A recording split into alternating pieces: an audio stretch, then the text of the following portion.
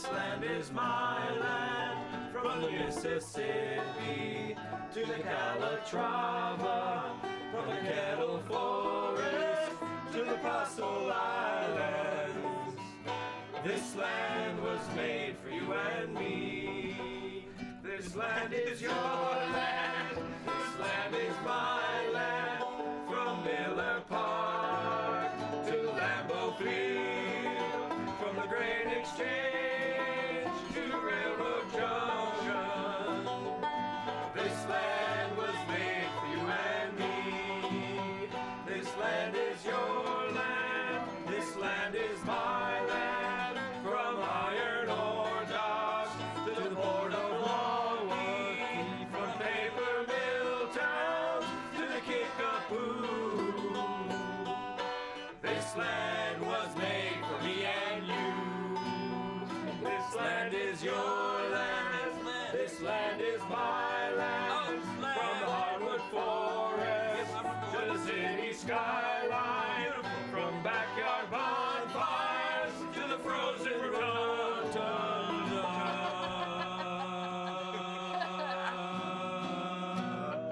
This land was made for me and you, man.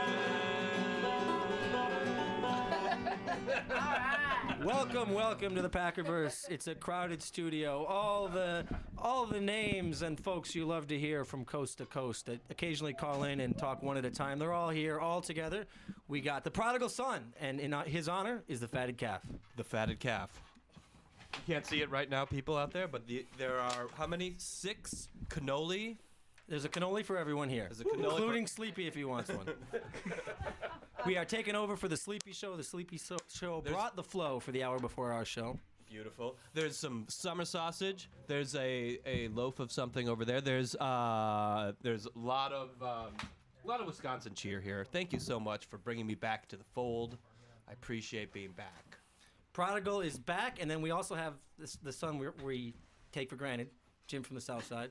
Nice to be here. I want you all to know that this is a rare foray for South Side Jim to the North Side. Yeah. Y'all don't know how to parallel park. I'm going to throw that out there. It's like apparently there's some sort of a rule that if you have 350 feet to park in, which theoretically would fit, let's run the math and say 30 cars, you only want to fit about 22. You're saying on the north side we're not so efficient? It's a question of efficiency or being stoned. I'm not sure. I thought everyone on the south side had their own driveway and garage and. No. Depends which part you're in, I suppose. We're a land of many cars. Yeah. On the south side we have garage spaces, garage slabs, driveways, and yet we still have no spaces on our streets. Wow. We're also joined by Sound Selecta and Stella from the west side. Yeah, hey, Stella. I'll just make noise on my guitar. All right. So true. We'll just chime in when we feel like it. Well, Stella, I want to cut right to you though. We hear you're going to be headed to Lambeau this Sunday. And we hear you haven't been there before. So tell us what you're expecting. Well, I am very excited about going to Lambeau, but what I'm expecting to see is I'm expecting to see a field of green and yellow and lots of people cheering, and I'm expecting to feel a wind. But I'm also very excited. Feel the wind or the wind? Feel a wind. A wind and the wind. You might feel and the wind. And also, hopefully I'll get to see that nice sunset that comes down that I hear you talk about. Well, we'll only see that if we get there early for the tailgating because it's a night game. Well, I figure we'll get there a little early, so then we can check that out. But I'm just so excited about being there, being my first time. I mean, Stella, can't wait to get her groove on. That's all I got to say about it right now.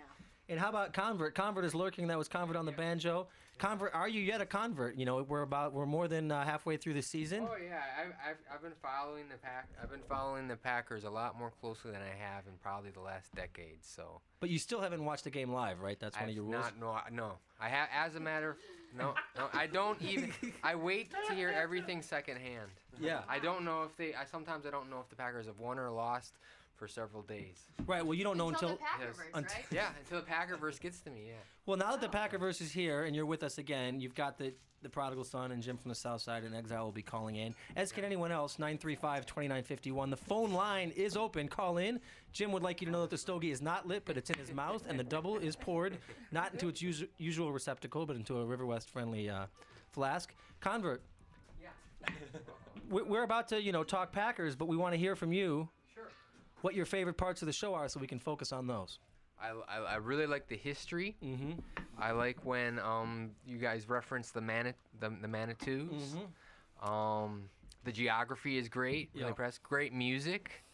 I love the variety of the callers. Mm-hmm. The out of context poetry is always a thrill. And I'm really hoping that Packer rap comes around. I know you guys are still working on it. Well, but yeah, it's a don't give up. Don't give up. Well, none of the people here are the rappers, unless I have the tunes, though. If anyone feels a need to freestyle, I'll play it. Right now I'm playing Marvin Gaye, What's Going On? In honor of Motown. Sleepy? You could throw down something to say. You could freestyle. Oh. Freestyle on the pack. You want to freestyle? Oh. Ooh, It's okay. That's all right. The Packerverse. We accept all into the Packerverse. But Sleepy, are you a democratic poetic socialist? Excuse me? Are you a democratic poetic socialist? Yes. All right. Well, then we accept you. We accept you as more or less a Packer fan, even if you won't admit that last part, because the Packers, in our opinion, stand for all that is good in the world. They're not Milwaukee Packers, even though I don't like the Bucks. If y'all get in basketball too. Yeah. I don't Well, get we'll it. talk get it. Bucks. We'll talk Badgers, Brewers if necessary. I don't talk none of those. Oh, you don't talk any of it, because do you think sports is a distraction from our democratic, poetic, socialistic No, ideals? No. Some people think that. I don't like Milwaukee sports team. Okay. That's what I'm saying. Or no, let me put it like this: Wisconsin sports team. Well, we'll try and have the Packerverse extend even to Sleepy's But- pillow someday. But I listen to y'all. Y'all having a good, I'm feeding up off y'all. You know? All right. Y'all doing a good job. You know what I mean? I ain't gonna downside y'all. I'm upgrading y'all. You know what I mean? Excellent. We have just been upgraded.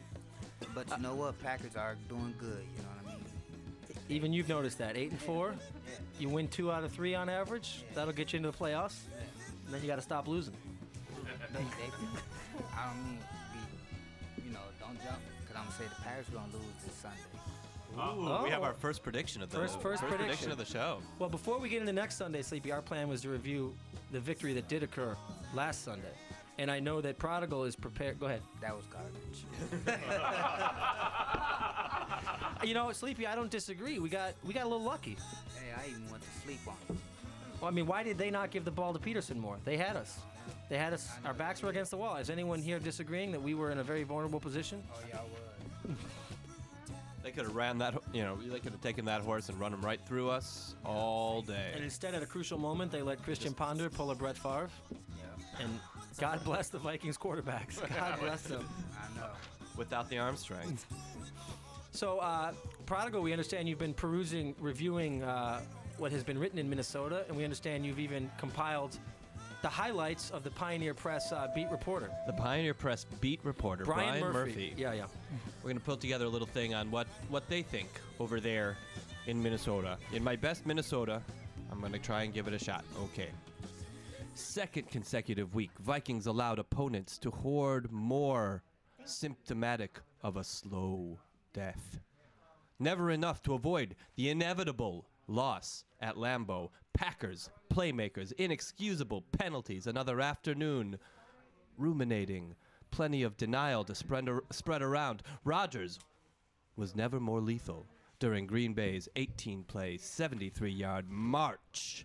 Consumed 11 minutes. Sawed off the fourth quarter. Got to give something to get something, linebacker Aaron Henderson said. Try to control the running game as best you can with the fronts that are called.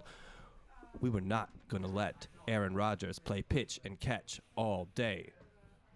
Rodgers played catch and release. Catch and release. Catch and release. With the Minnesota's defensive front using a hard count and different cadences at the line of scrimmage to draw five Vikings offsides penalties. Learn from Brett Favre, I guess, Henderson said. They're a rhythm team, and then all of a sudden, he throws out that hard count, and it becomes a little bit tough. Hats off to him. Hats off to Aaron Rodgers for making the Vikings defense fail at crucial moments. Jim from the South Side, are you prepared to give Bob McGinn's response to that? I've actually compiled excerpts of his game stories from the last 2 weeks. So the beginning is the Giants game and then the Vikings game. We've assembled them somewhat into stanzas. Am I supposed to wear a hat or something as I read from the verse? There's usually hats. So this is the actual verse. That was, Brian Murphy. But no, I realized You could put a summer sausage on your head. You handed me the Megillah, and I'm getting ready to go to the front, and I feel like I should intone this, but I'll give it a shot. We paraded it around the block once already. Did he hold it up like at least high enough for all to see? All right, here we go. Immune from dreadful, in the trenches on the flanks, owned the line on both sides. A hard business, funk for a month.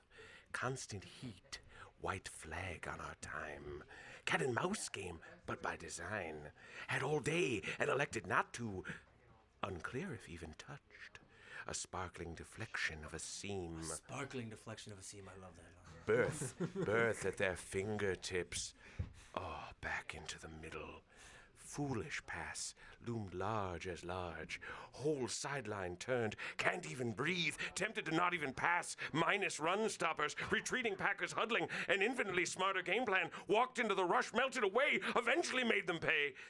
Persistence of the ground. Suddenly desperate, charged up from his deep. Matador on the move, hogged the ball. Just imagine a level above. A level above. That's I'm imagining it right now. Oh my goodness! Well, you guys have raised the standard. We have two actors in studio. I know. I'm not, Where are they? I'm not sure I'll be able to go back to reading my verse my same old way. No, you got it. It comes from the heart. It comes from the heart. But All this artifice is nothing compared to what you can bring. There it is. Ours is mere insincere play acting.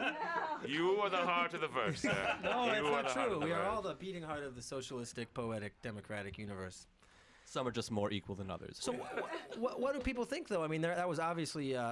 McGinn puts words together like no other, but they were both describing football games we watched, and good summary. Well, I mean, we talked a little offline about this, and I honestly, my most important play, the one that I watched and really kind of blew me away, was the run. The Peterson 82-yard touchdown run, and everybody, the Southside Jim's clicker. I forgot the clicker. I wanted to bring it in. Oh, we would have. The clicker.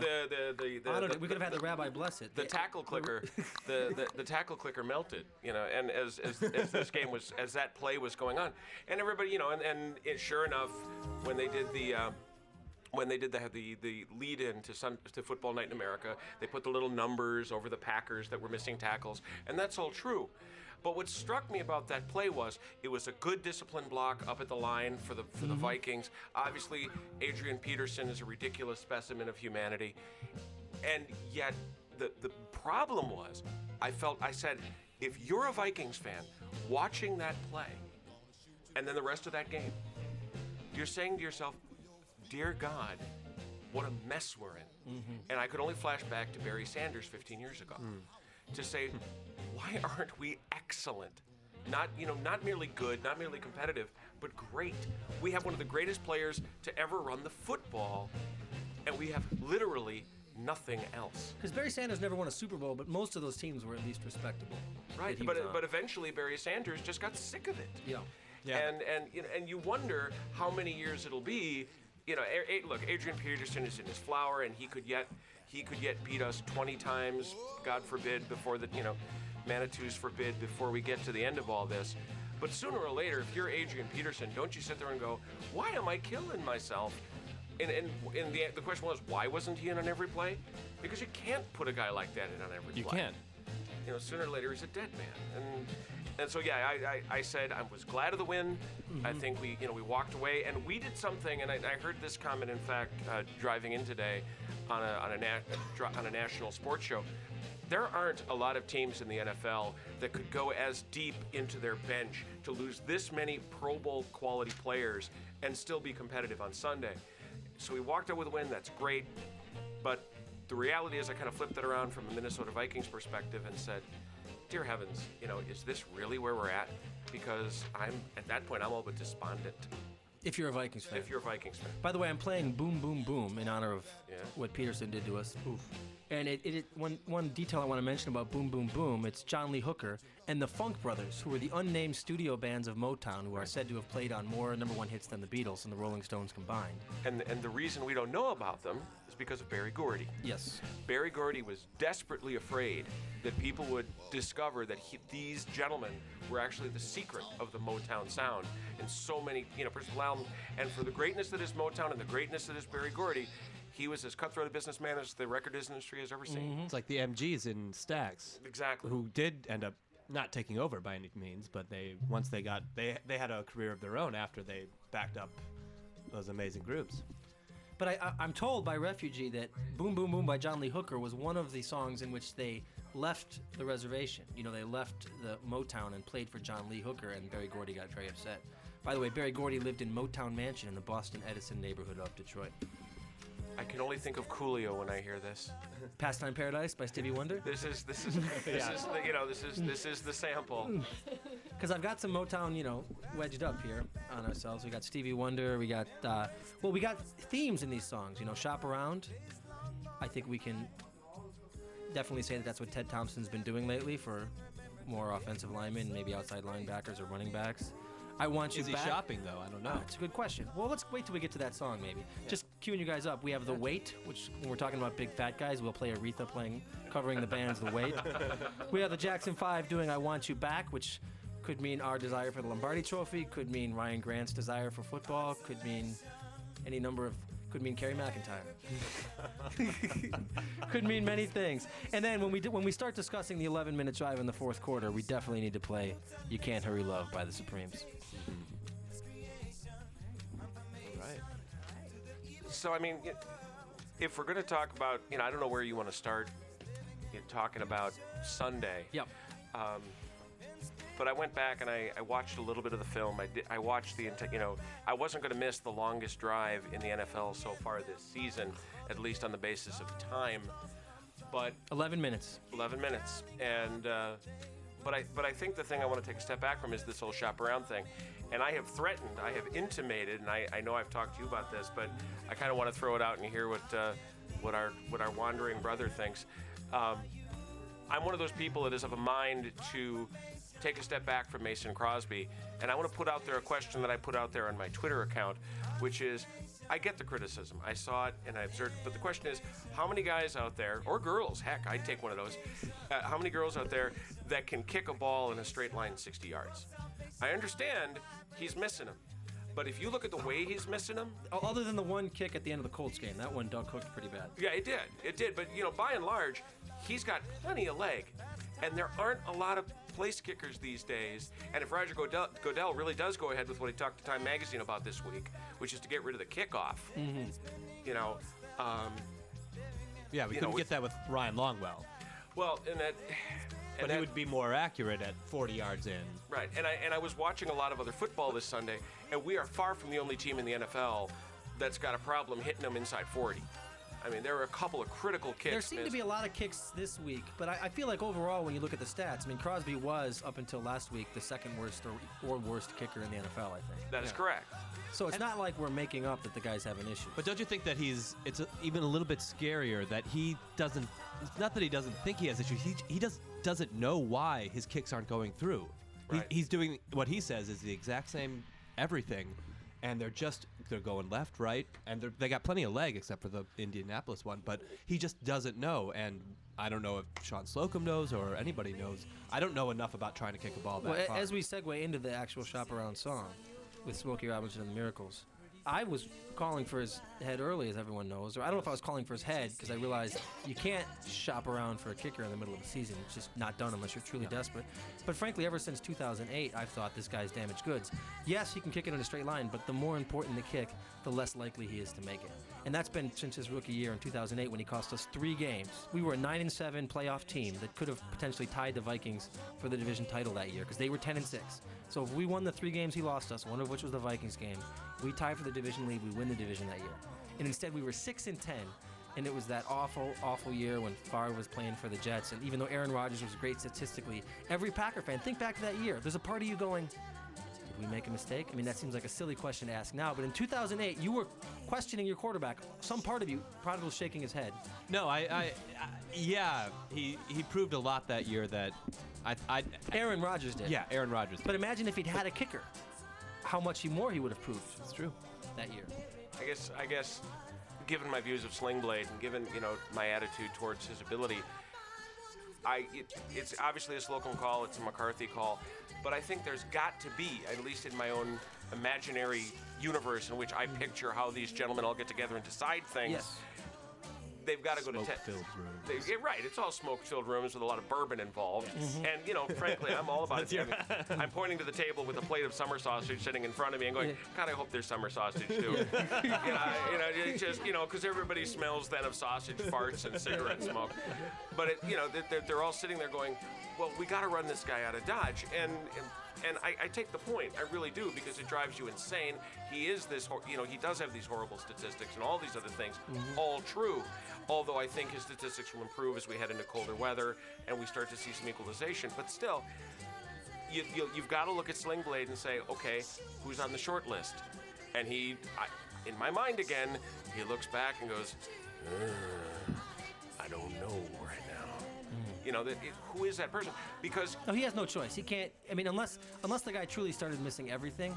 As long as he's only missing one a game, you got to stick. No, with you him. can't. There's nobody to get. Well, Ryan Longwell's out there. I mean, those guys who can't kick it as far. But nobody can kick off that. But we still have a kickoff this year. But let's ask this question. Let's ask this question. What was McCarthy doing when he's hesitating? He's at the 40, the 38. He's at the 38. It's fourth and middle distance, and everybody thinks, oh God, this is it. He's given him the hook, and then after a break, no, he sends him out after all, and he kicks the field goal.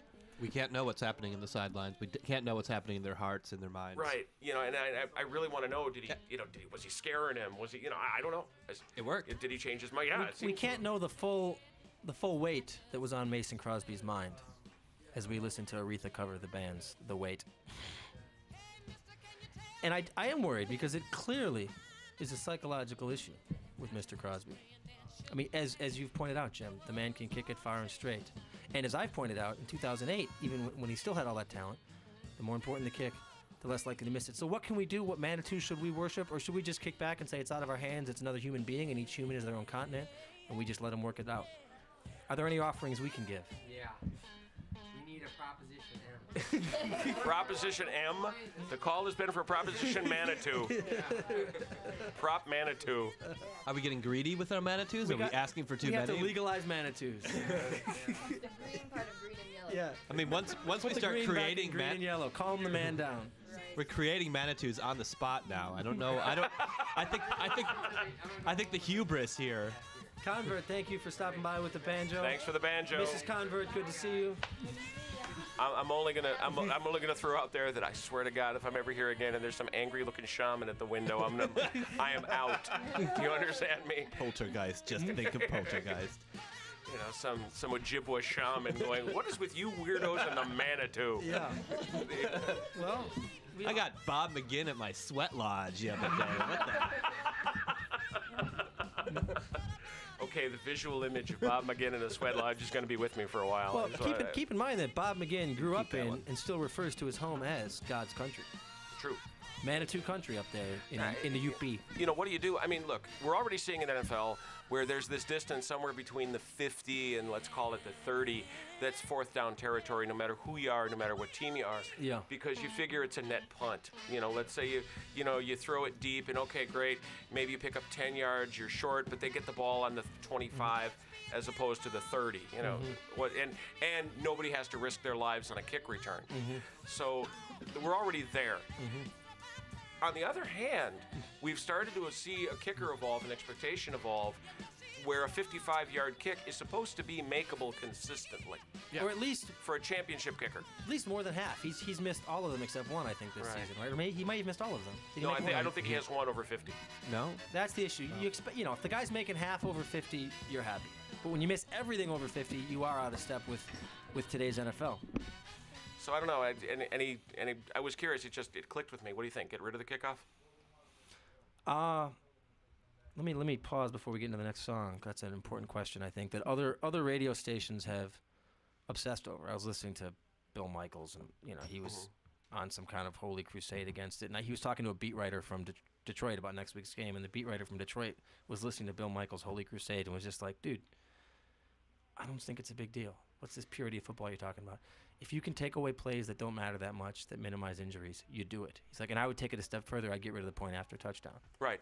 No, and the article on Yahoo Sports, I think, was intelligent, and it said, when you've already got an event where you have over a 99.6% completion rate, and yet you have Gronkowski getting a broken arm in the process, that's stupid. So you get rid of the PAT, you get rid of the kickoff, and then it's either 4th and 15. I mean, if the stats back up, I like the kickoff the way it is, but not really, because the kickoff and the PAT are becoming boring because most kickoffs are touchbacks now anyway. Can I ask a curious style question? Yeah. What's a PAT? Point after touchdown, extra point.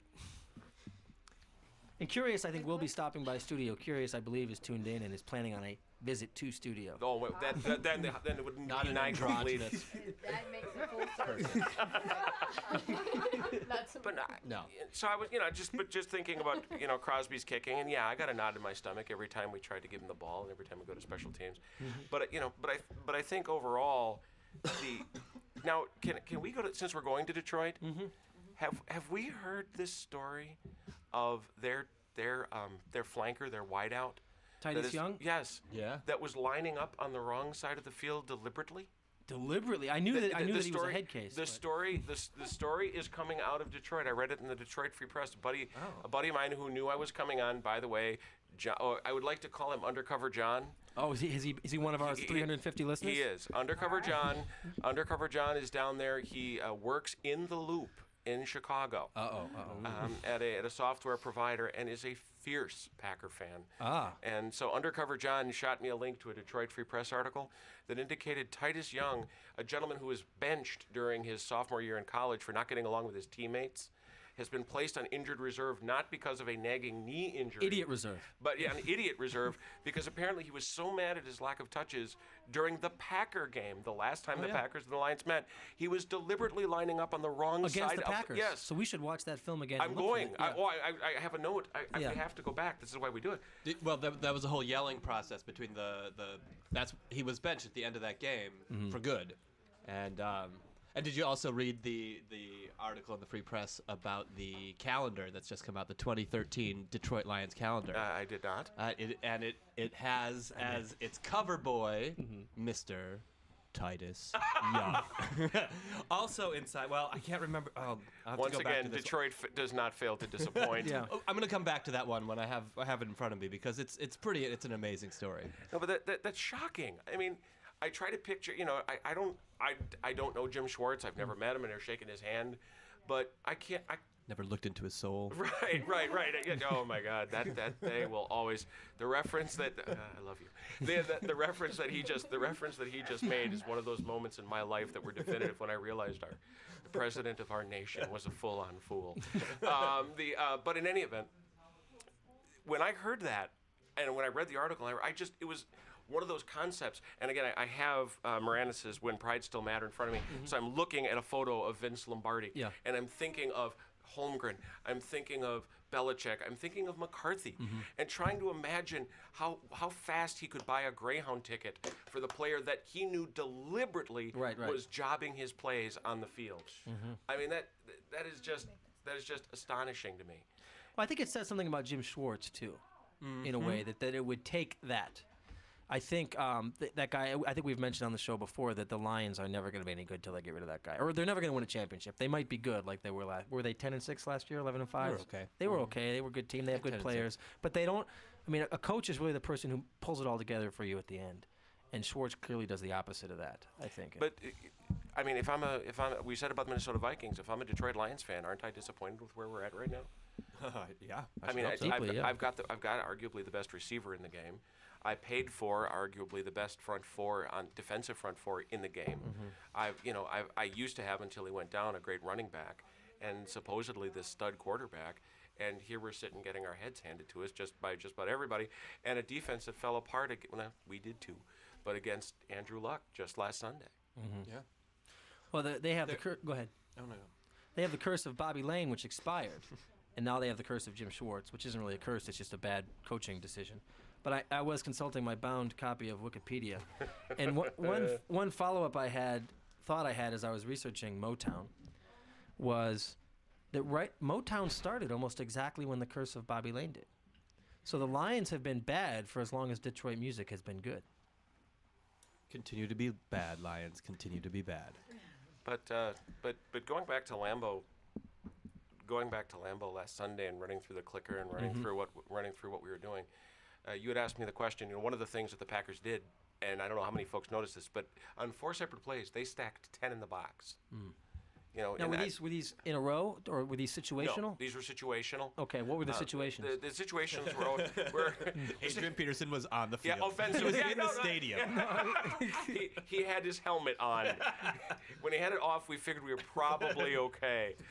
But we were on offense. It was, I was going to say, we were on offense and his helmet was off. Because God knows he could have probably rushed the quarterback too, the way he was playing against us on Sunday.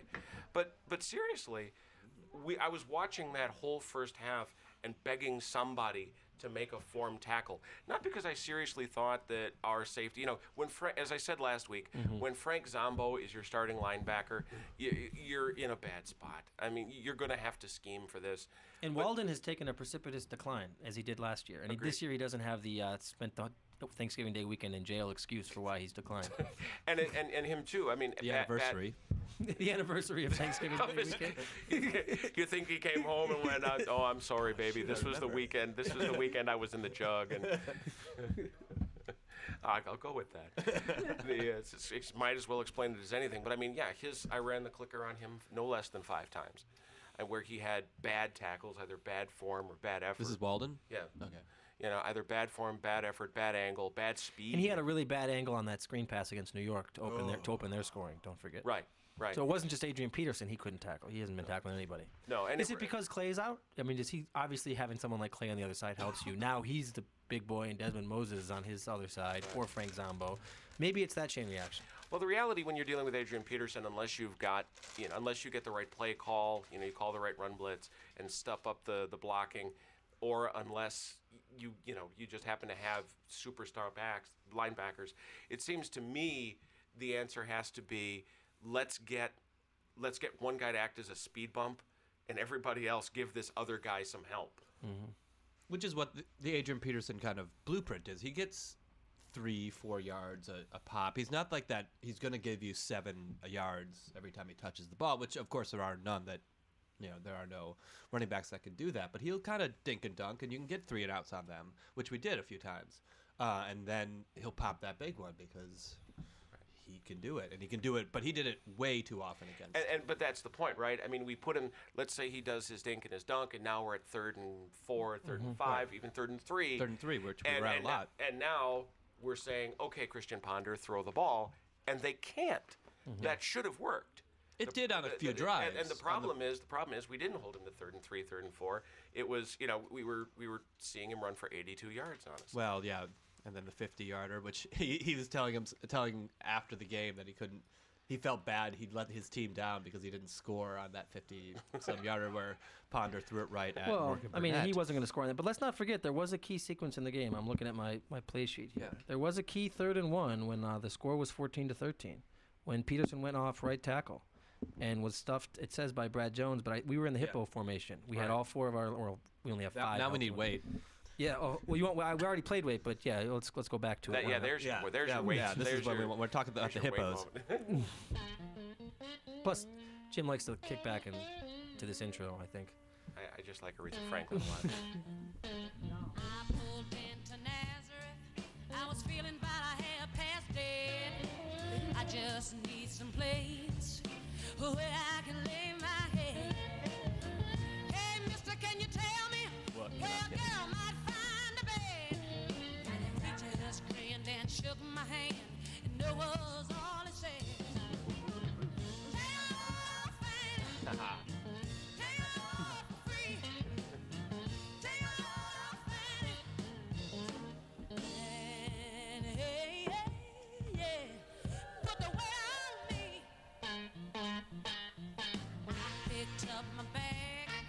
What were we talking about? Oh, the hippo, right. The hippo. And so we stuffed Adrian Peterson when it counted most, arguably. And so as much as I was talking to Sleepy about, hey, we got lucky they didn't run him more, they had it, they ran him. They ran Peterson 3 straight times with a 1-point lead in the middle of the third quarter, and we stopped him. So it's not, we weren't completely No, we didn't. neuter. No, we were actually, I think we did, I want to say, the guy runs for 200 yards, and it didn't seem like he completely took over the game. Part is that 11-minute drive. That's a huge part of it. But like that to just keep him off the field. And at the end of the day, our best defense was a good offense. Yeah. But, and I don't want to use this as an excuse, just as nuance and context, 210 yards, but 150 or so were on 3 rushes. Right. Keep that in mind. But the big plays. We had a 48-yarder, a 23-yarder, and an 82-yarder. So add that up.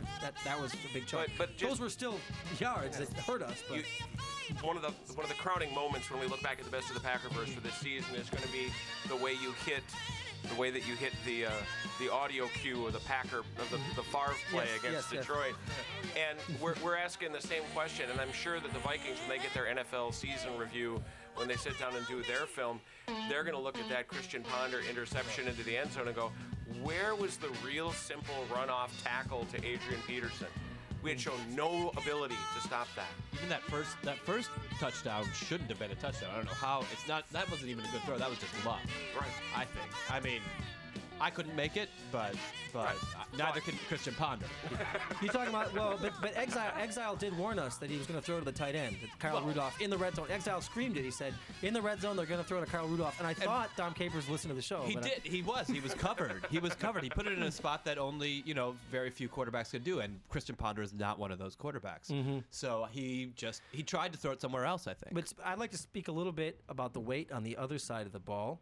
This time his pass set is measured, it is precise, it is balanced, and it is strong. And you talk about the head and the hands, look at the hands. They are out. The head is back. We are cooking with gas. We are cooking with gas. Again, the results are predictable. Much better.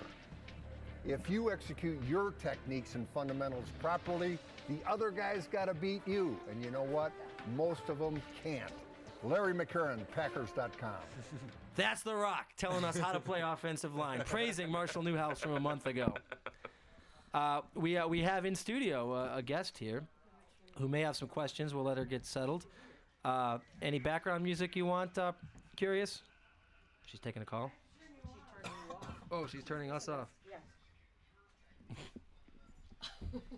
I didn't know we were on delay. I'd have been more profane. Yeah, pretty Oh yeah, it's not a profanity-proof delay. It just takes your curses longer to get there.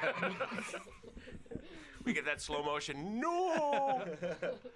So I was very happy with Marshall Newhouse. I mean, Don Barkley got all this attention, rightly so, for coming in with T.J. Lang. But the fact that we're not talking so much about the other side of the field is kind of, as they say with linemen, no news is big news. Yeah, the defensive line of Minnesota, and they, at least the papers last week told them to concentrate on that. Did not control the game. And in fact, I think not for the first time, maybe, for the first time I can remember, we controlled the line of scrimmage on that side. It was well done. We obviously schemed towards Barkley once they put him in. I mean, they did a very good job of not saying, look, we didn't want to put you in at this point. This wasn't our dream or our vision. But since on pass plays, we schemed towards him, but we actually went to him on run plays. Yes. We had Kuhn chip a little more often. And truthfully, I think that's something he liked. I mean, it gives him confidence. And let's face it, every offensive lineman who's ever played the game will tell you he'd rather run block than pass block. Yeah. Because he gets to hit somebody, as opposed to keeping his hands up and all that. But no, I agree. I mean, how many times did we hear Big, Dumb, and Goofy on the Vikings right end? How many times did we hear his name called all day? Yeah. That's a testament. I'm so glad of that. Yeah, because I find it tedious. My point is, if John Kuhn is chipping to help Barkley, he's not chipping to help Newhouse. Because Newhouse is cooking with gas. Curious, how do you like the fatted calf? Prodigal son is back in town. I'm just wondering if you'd like any more sausage. Did you bring some? No. So you're just curious. You're just being yourself. Just curious. I have question right now. Yep. Do you usually wear these uniforms? These Well, this is Packer gear? this is the for first time we're seeing each other during the show too. So, I guess the only correct answer to that is yes. Only the Manitou knows. I'm usually wearing something much less exotic, I assure you. Hey, your pants match your shirt.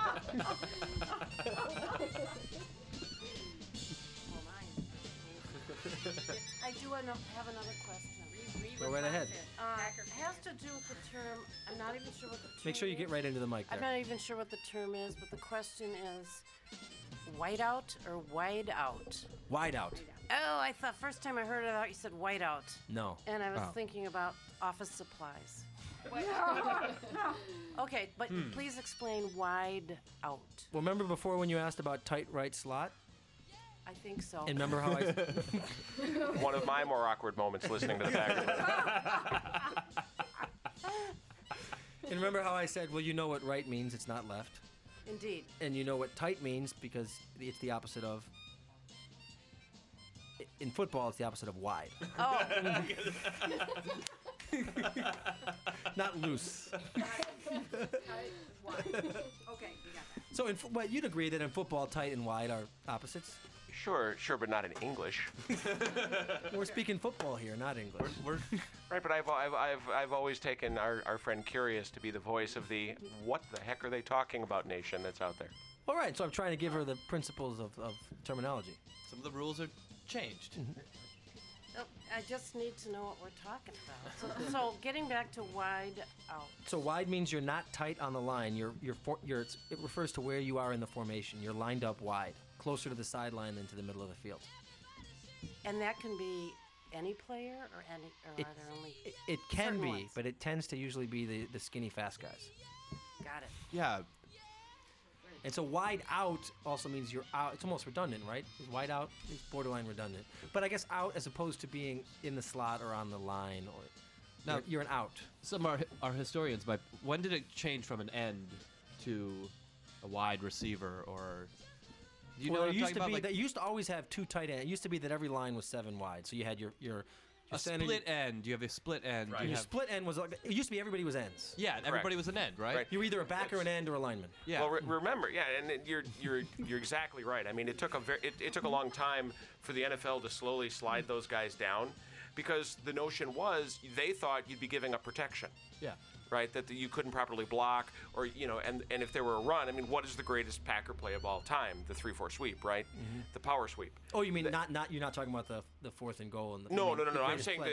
the when play that Lombardi greatest- said, yeah. "Let's go to the chalkboard." And exactly, and to explain, and he explains in a detail that just continues to blow me away. When you think about how simple that play is, when you look at it and all the little intricacies he's drawing, he's thinking the one thing that's interesting along the lines of your question is that it's clear to me watching him draw that play how incredibly wide he thinks this is getting. One point he says, well, if he sees daylight over this A gap, he'll punch here. But if on the other hand, he sees this distance, he'll go way out here. And what he describes as way out here is to the left of what we would consider a slot receiver. Right.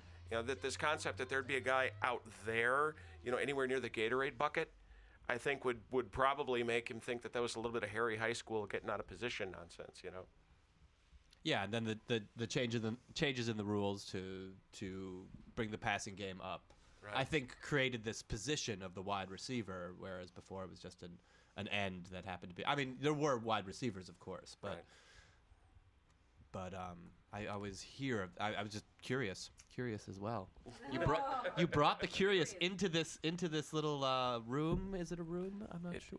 This space in any event. The space. I'm just kind of curious. Now I'm curious as to what our peerless leader is doing. Yeah. I'm trying to find I found the Vince Lombardi power sweep. I just can't.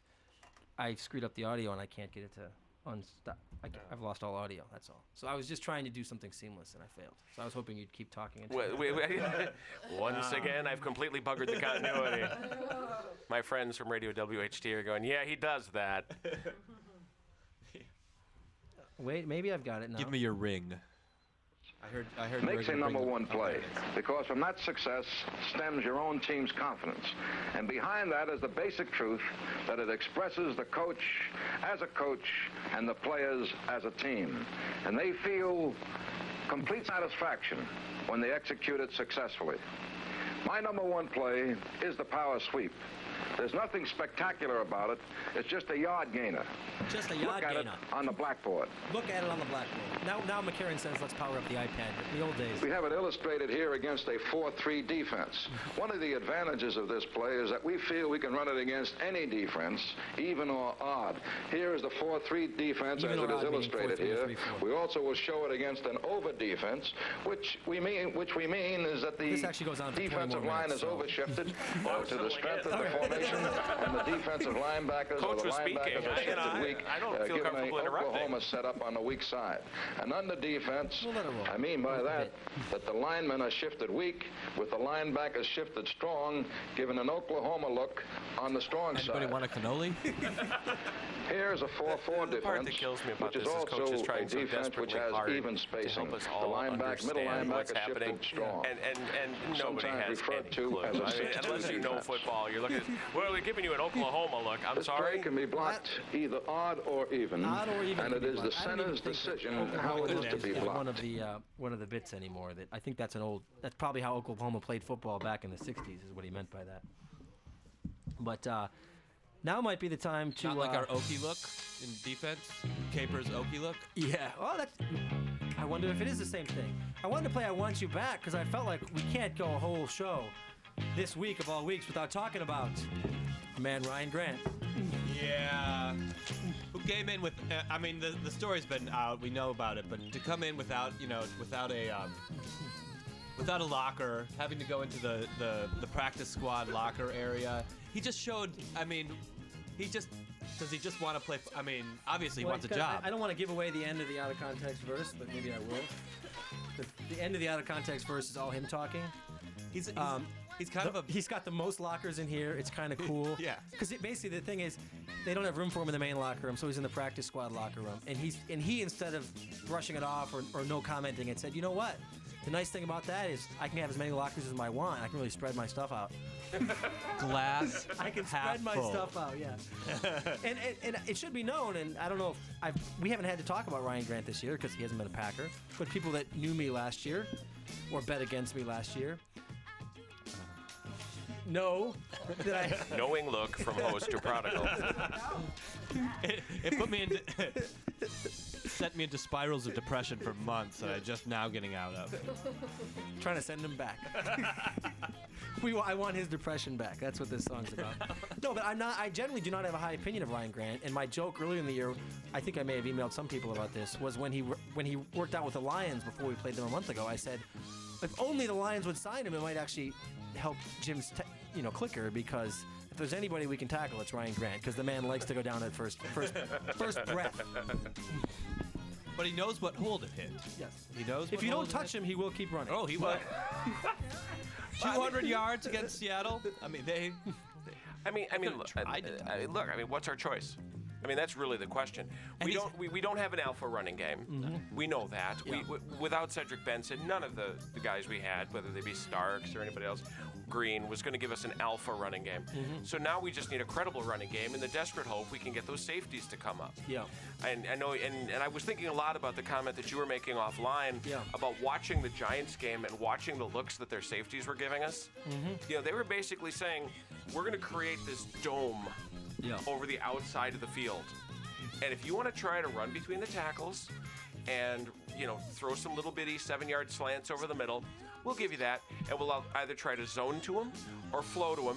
Or frankly, we don't think you can open the holes. Mm-hmm. And if a team thinks they can get away with that, the one team that could kill us with that is our beloved and hated brethren to the south. Because that is their defense. Mm-hmm. It's to sit back and go, you're right, you're going to get that 7-yarder, 7-yarder, 7-yarder, but can you sustain it? And if there's something to be enjoyed in the 11-minute drive, that's it.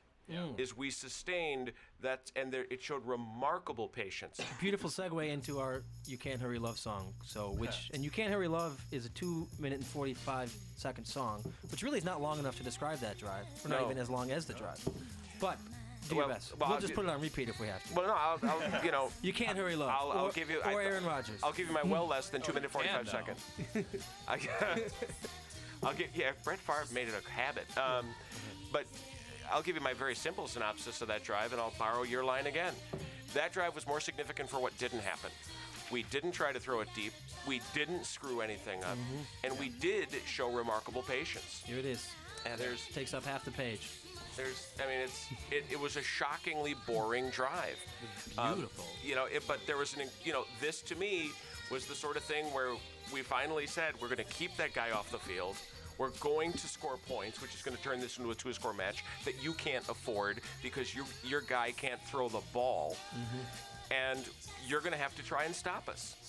And when we said, you're right, you've taken away our deep game because, and I've heard everything from our receivers aren't running good routes to Aaron Rodgers isn't precise and all this other nonsense. Whatever it is, you're right, we can't throw the ball deep, but we sure as heck can throw it to a lot of these guys underneath, and we'll do it for, what do you think, 11 minutes.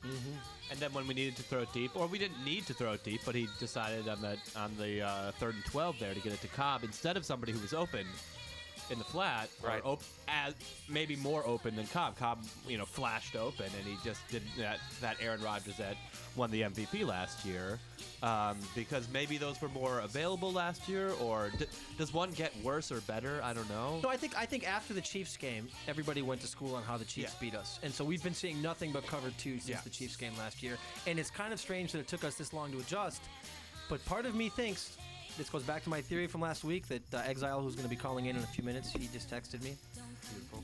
Called it a conspiracy theory. Well, I had 2 crazy theories, which I would like to review the veracity of them, especially because I think they both so far appear to be true. Was that we really were, not just against the Giants, but in general, I think McCarthy is saving his best stuff for this playoff run.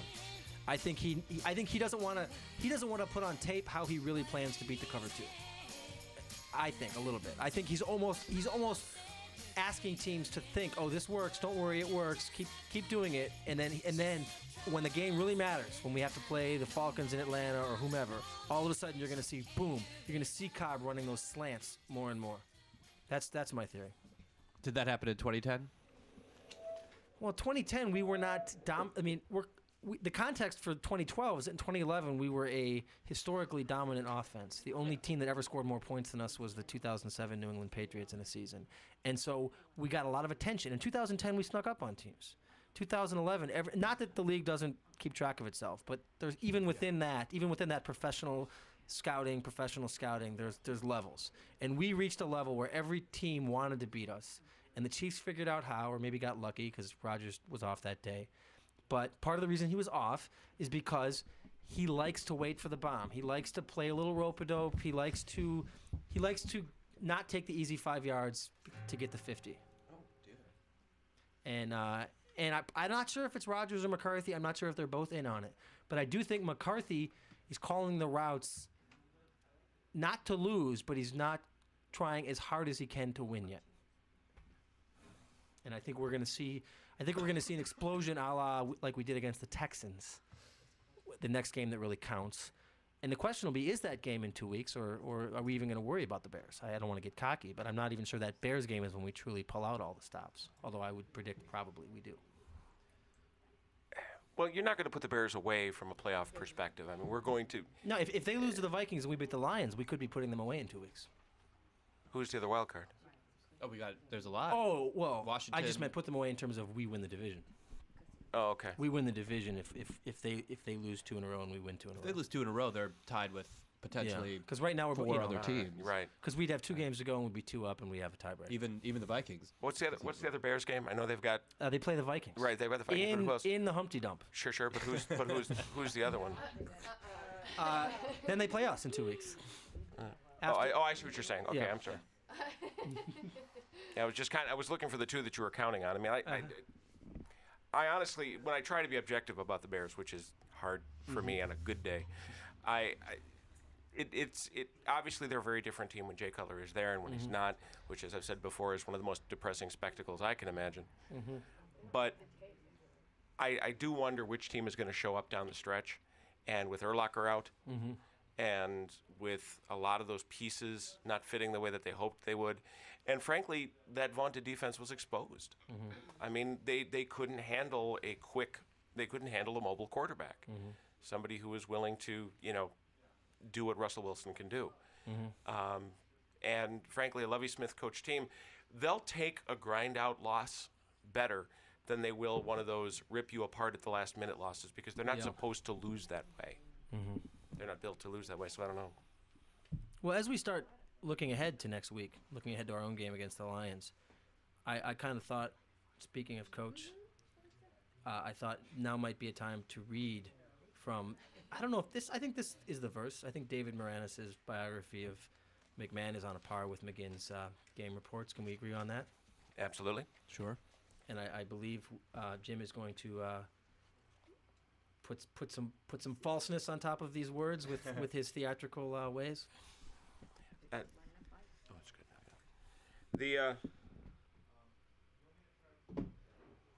And where did you want me to start on this? Just right from I wanted just the first 2 pages. George, it ends too. right, Yeah. And you do know, we discussed this the last time we played Detroit. We saluted the Manitou of Alex Karras. That's why I wanted you to read it. And I appreciate that very much. And Mongo. And the Mongo. Mongo like the blooms. Mongo find life disappointing.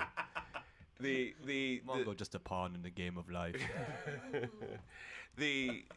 As we discussed in the previous visit to the packerverse to Detroit, my greatest memory of Alex Karras is still Super Jock, as the spokesman for the little plastic place kicker, who was now and of course, with all such advertisements to this very day, my son, I catch him watching them from time to time. These kids are having way more fun than these toys actually impart. And so this is my image of Alex Karras. And so reading this story from When Pride Still Matters, A Life of Vince Lombardi by David Moranis, chapter 22, it's the only thing. And he, by the way, listeners, he has an unlit stogie in his hand while he reads this. I do. What do you think of that, you big fat wop? Alex Karras shouted at Lombardi as he ran off the field at halftime of the Packers game in Detroit on October 17th, 1965. With the Lions ahead by 18 points. Karras appeared to love nothing more than beating Green Bay and Lombardi. For years, the Packers had been the better team, but their games were always waged with ferocity by players as familiar with one another as brothers on opposite sides of a civil war. When Detroit had beaten Green Bay on Thanksgiving Day 1962, handing the Packers their only loss of that season, the victory nearly validated the Lions' ultimately disappointing year. And that single defeat was so distasteful in Green Bay that not even the championship win over the Giants completely erased it. Now the Packers seemed on a roll again. They had won their first 4 games, 2 of critical importance over the Colts and the Bears, teams that had won the conference title the previous 2 years. The feeling was that this team did not have the flair of the championship years, but had a more aggressive defense. In each of the first 2 games, Herb Adderley had returned interceptions for touchdowns, and linebacker Leroy Caffey, the big turkey, as Lombardi called him, who came over in the Ringo trade, scored on an interception in the third. But at halftime at Detroit, Karras had reason to roar. His Lions were ahead 21-3. They had won 3 of the first 4 games and would be tied with Green Bay if they held their lead that afternoon. The season could turn right there. Lombardi's players were furious as they clattered into the dressing room at halftime. Surprisingly, they were more upset than their coach. Rather than vent his frustrations on his players, Lombardi stepped atop a Foot Locker and delivered an oration on pride and loyalty.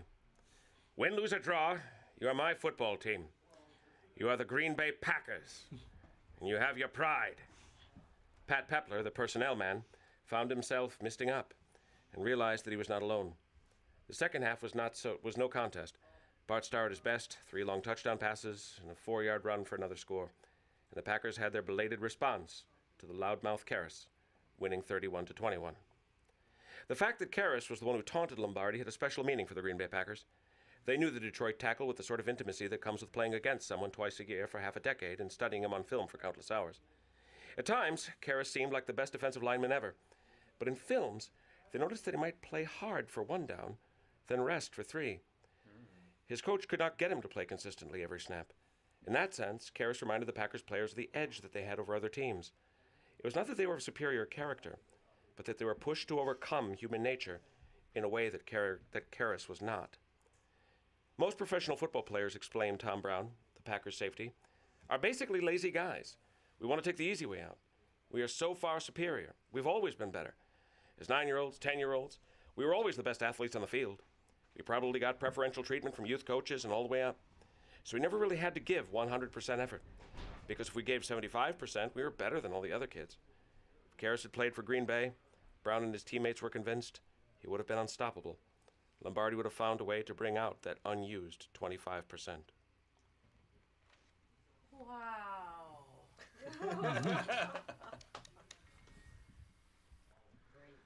So you get a feel now, curious, for what the Packers have stood for? I'm overwhelmed. Just overwhelmed. Wonderful reading, and I got a sense of the passion and the sense of the just the beauty of words. Is that going to help you find your own unused 25%?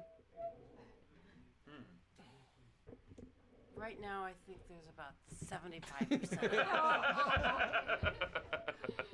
I would agree with Curious. You ever heard Jimmy V's famous Vince Lombardi speech? No. Jimmy V, and we're right in that time when we remember Jimmy V and his foundation and things like that. Yeah.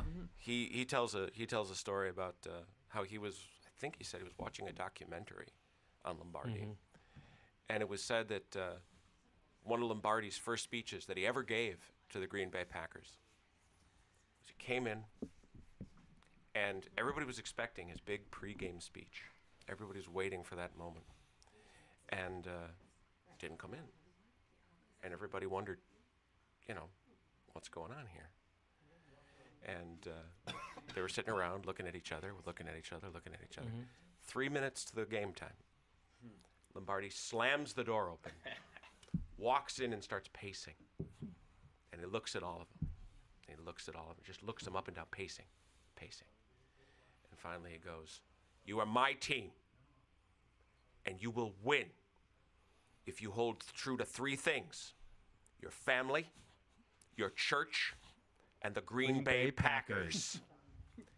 And Jimmy V said, "Oh yeah, oh yeah, I am a." And Jimmy V started coaching in his early 20s, and he said, "I have no idea." He's coaching at Rutgers, and he says, "Oh no, I am doing this right here." And so he's like getting ready for his first speech, and he's right outside the locker room, and he's getting ready to go in, and he's going to give this speech, and he's remembering. He says, "I'm remembering God, my family, and the Green Bay Packers." No, Rutgers. And he actually said Green Bay Packers. So he comes out. The first thing he does, and his assistants are saying, "Jimmy, get in there. Jimmy, get in there. You got to get in there. Jimmy, you got to get in there." And he's like, no, Lombardi. So finally, he's ready to go. He's got 3 minutes to go, just like Vince. Slams his arm on the door, and it is locked. And he said, "I damn near broke my forearm." And I'm standing there going, "Open the door. Open the door." And so they do, and he's rubbing his arm. But now he's going to pace. And now his players think he's insane. And he's looking at him, and he's pacing, and he's rubbing his arm. And he says, "Men, you are my team, and you will win if you believe in your family, your religion, and the Green Bay Packers." They went out and they thought he was crazy. Did they win that game? They did. Yeah. But they committed a lot of fouls. Well, and as we think back to what was going on in that 1965 game, in 1962, which was arguably the greatest Packer team ever, some would argue. Yeah, I don't have a problem with that. We only had one loss that year, and it was on Thanksgiving Day to the Detroit Lions in Detroit. And so there was a special meaning in that game, I think, for everyone, given that team, and given that we hadn't won a championship for 2 straight years. And we're beginning to wonder, was Vince just a fart in the wind? Because keep in mind, he won 5 in 7 years, but 3 came from 65 to 67. In 1965, all you knew was that for 2 straight years they'd won nothing. And now in the 3rd year of not having won nothing, they're getting their butts handed to them by the Detroit Lions. Very ingloriously. And Alex Caro had the temerity to issue a racial insult at halftime to Vince. And again, Vince responded in the way that Vince would, not directly, just by having his team crush Alex Karras' team. Prodigal, I see you're flipping through the Bible. I'm feeling one-upped over here. No, I'm not going to read from this. Okay, yet. good, because I did want to play a little White Stripes in honor of the fact. I'd like to talk about a little bit about and then we have Exile. So. Exile's calling in. He said when there was a gap. I don't know if there was going to be a gap. He's just going to have to make his own gap. Yeah. Mind the gap. But I thought I like this particular White Stripes song because it's called Dead Leaves and the Dirty Ground. And the important part about this game on Sunday is it will be in the land of dirty ground and dead leaves. It will be outdoors at the center of the Packerverse, Lambeau Field. So the playlist.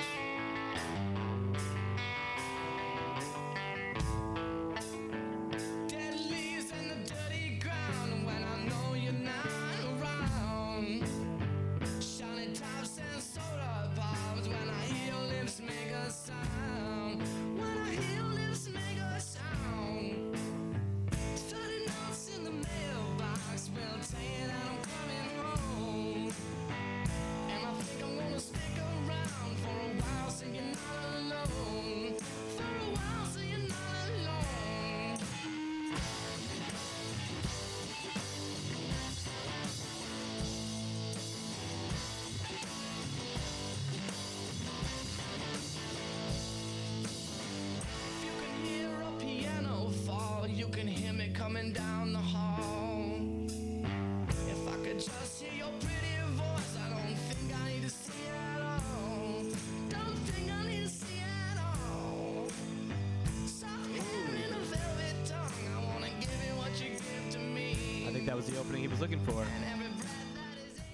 That was an opening Ryan Grant could run through. Welcome to the Packerverse.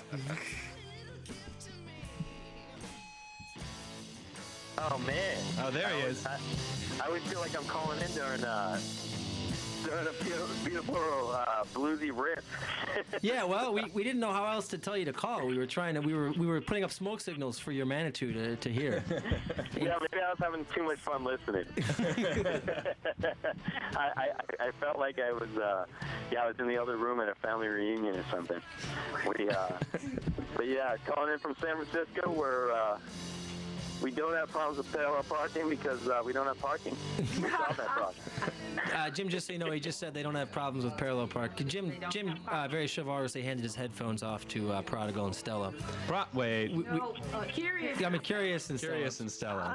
Prodigal's he's doing nothing chivalrous towards me. Now, I was always under the impression that that whatever was being broadcast was sort of playing through the store. It is, but on the delay. So the people in the back of the store can hear it on a delay, but for live you need to be plugged in, if that makes sense. Okay, so it's kind of like the delay is not that big. It's 5 or 10 seconds. Yeah. A lot of things can happen. Oh man, well, hey, it's great to hear from you guys. Absolutely. It's good to hear everybody together. Yeah. Back together again. I don't know. I have to say, I don't remember everybody's aliases. I hesitate to use first names because that was a little. Right now we have with headphones on. You've got myself. You have Prodigal Son, and you have Jim from the South Side. True, but and your name is Exile. You're the Exile. Yeah, you're the Exile, right? I remember that. I remember that every day. But I also, I have to agree with Convert. I love the history section of the show. Yeah, we still haven't gotten to that. I would always come back to, especially the bring it to the olden days of anywhere from the '60s on back. I feel like it's a much different sport, but I feel like there is so much that is. There's so much of the mythos that is endowed upon the current game that, in all honesty, I feel like the current regime is trying to gloss over. But I feel like that mythos comes from these olden day gladiators who really. You mean specifically the Green Bay Packers or the NFL in general? The NFL in general. Yeah. So you would be one that would want the kickoff to stay. Well, I would say I totally agree with the extra point. It's ridiculous. Like, why line up all those people and make them run into each other when kickers have if you want to go for the 2-point, go for the 2-point. Although there was a team that faked, anyway, whatever. But that's ridiculous. Yeah, and the 2-point conversion is, I take football. I do think that entertainment value is a major component of it. I mean, of course, we have we have spiritual aspects, we have cultural aspects, we have the bonds of family. But I think at a basic level, this is transcendent entertainment, and I can think of many kickoff returns that I remember. You know what I mean? It seems like... Well, but also punt returns. I mean, Desmond Howard beat the 49ers with 2 punt returns, right? What's the difference? Are kickoff returns that much more magical? What about the what's the game against not the Oilers? Was it the Titans or the Oilers at the time? Oh, the Miracle. The Miracle. That could have just as easily happened on a punt. Or you're saying you could punt? No, no. Let me answer your question though. There's a huge difference between kickoff returns and punt returns. Yeah, that's a good point. In punt returns, you line up at the line so that everybody basically is starting at the same point, and they have to, kickoff returns, everybody gets a huge running start. I think I would survive approximately one play in the NFL if I was on a kickoff return. That would be about it. Yeah. And so I well, that's the point. That's why they want to change it, because it's entertaining, partly because it is so bone crushing. Yeah. I mean, that is where you get your really good hits. Half your good hits are on that play. So probably, from a safety standpoint, it does make sense. From an entertainment standpoint, no, absolutely. No, from it's a dynamic tension between safety and entertainment. Yeah. Because it is a more wide open play when it does happen. I mean, I guess that was sort of Randall Cobb's, welcome. Well, I wouldn't say welcome to the NFL, but that was where he welcomed the NFL to his talent. Was during the New Orleans game last year when he returns it from too deep and John Kuhn picks him up and spins him around. It's an amazing play. But I understand, and in some ways I feel like moving the kickoff return up 5 yards is a little bit of a cop-out. It's sort of like, well, either do it or don't. Right. I mean, they've made the kickoff irrelevant anyway. They might as well just... They are not irrelevant, though. They are not irrelevant. They've created more strategy within the kickoff. They've created more touchbacks. Oh, because of the pop-up kicks and so forth? Well, and also they've created a situation where, it'd be great if you could just kick it deep every time. But you're not going to be able to strike it as clearly as you want every single time, and as a result, we do get some kickoff returns every week, and we would be denied those as fans without it. I don't know. The thing is with the kickoff returns, I don't feel like there's a great player uproar against the kickoff returns. I mean, I guess that would be hard to... most of the guys on kickoff returns, the reason they're on the roster is because of kickoff returns. So they're risking their own. Like any of the guys that are set in their ways in terms of financially, they've already graduated from kickoff returns. So the only guys left are the scrubs, who frankly they're trying to prove themselves. It gives them a chance, but they're also risking their future health for it. Yeah. And that's why I wouldn't put Proposition Manitou on the ballot to keep kickoff returns. Does Brett Favre have a Super Bowl ring without the kickoff return for a touchdown? Yeah. Maybe not. You mean because of that Patriots game? I'm not convinced he does. Yeah. I mean, Desmond Howard was the MVP. He was. I wonder... God, you say that. You've separated Brett Favre from the Green Bay Packers so thoroughly. Because I think... Was that wrong? It's almost like, there was a sense which you'd removed an organ. You're staring at your own... At the time, he was a Packer, so you were rooting for him. And it was the first... It was the first Super Bowl I'd ever seen. Yeah. Packers at it. Yeah, well... I was excited. Before we go off on too much digression, I do think... I think that kickoff return iced the game, but I do think we're going to beat that team that day. Yeah. Well, look, I think you've got to look at You've got to take a step back, though, when you talk about the whole issue. Roger Goodell and the NFL as an institution is scared to death. I really do believe that they are afraid of what a court would say or what they'd have to do, and they are desperate to show everything they think they reasonably can to say that they care. But I'll still always go back to Mark Schechter's comment meant when he was talking about the Alex Smith situation and the fact that Harbaugh told him, oh, no, we want to sit you for your health. And Schechter said that, you know, when I was playing, I had a coach come to me and tell me that, and I said, Coach, don't lie to me. If you needed me and if you believed in me, you would shoot every needle into my knee, you would fill me with every painkiller pill you had, and you would throw my big fanny out there. But the fact is you don't, so you're putting me to the side. You know, I don't think there's any player in the NFL when they're playing that doesn't think they're immortal, that doesn't think that their careers will be 30 years long, and that don't believe that they'll be rich when they retire. The fact that many of them... If you don't, it's kind of like catch-22. If you don't have that delusion going in, you're not going to be successful. It's a necessary mentality to even compete. Right. Yeah, because ultimately it's an insane proposition that you would have a career, that you would have health in your middle age. It's I mean, the probability is so low that you need to take that mentality onto the field. If we showed Thurman Munson films to everybody, every rookie in the NFL, I don't think it'd make one damn bit of difference. No, but I do think the NFL's in an interesting time, and I don't know what the game's going to look like in 10 years, and I enjoy it now, but I do have an ambivalence. Jetpacks. Jetpack. Well, they're close. I mean, those cameras are on jetpacks, just about. You know, those cameras that are. It's weird how you see them. The weird thing is, and Stella, you'll notice this at Lambeau Field on Sunday. You actually see those cameras on strings more on TV than live. Live, they somehow blend in, which seems like, how could you not notice that there's a camera attached to a string? How could you the production. Yeah. You know, you're sitting in cheap seats. Somebody in charge of ensuring that they're all good seats. Well, hey, what do you guys think? Do you I was doing for a film study this week. Obviously, I looked at the Lions and looked at. I took some time to look at the last game with the O-line playing, and I think Nick did too. And I don't know if we want to talk about some of that or. Or do you want to get right to that, or do you want to talk about the city of Detroit and what it means for America? Oh wow!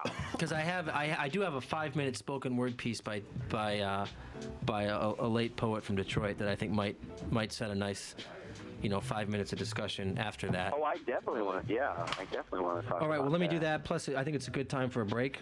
And we're opening the fatted calf. We're opening the fatted calf, as you hear. So I got to turn off the Jay Dilla has been in the background. I got to turn that off. I feel conspicuously cannoli-less. Well, let me just make sure the levels are right, and then everyone sit back. Everyone's got headphones in, I think, and eat the cannoli, and Exile, you'll hear it too. This is David Blair talking about his hometown of Detroit. This is called Detroit while I was away. Even though I know the air hangs like a dead dog's ass over River Rouge, I still miss you.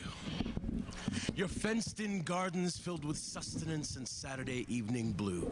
The September stench that creeps slow as a Woodward bus on Sunday. Your acoustic guitars and amplified hair.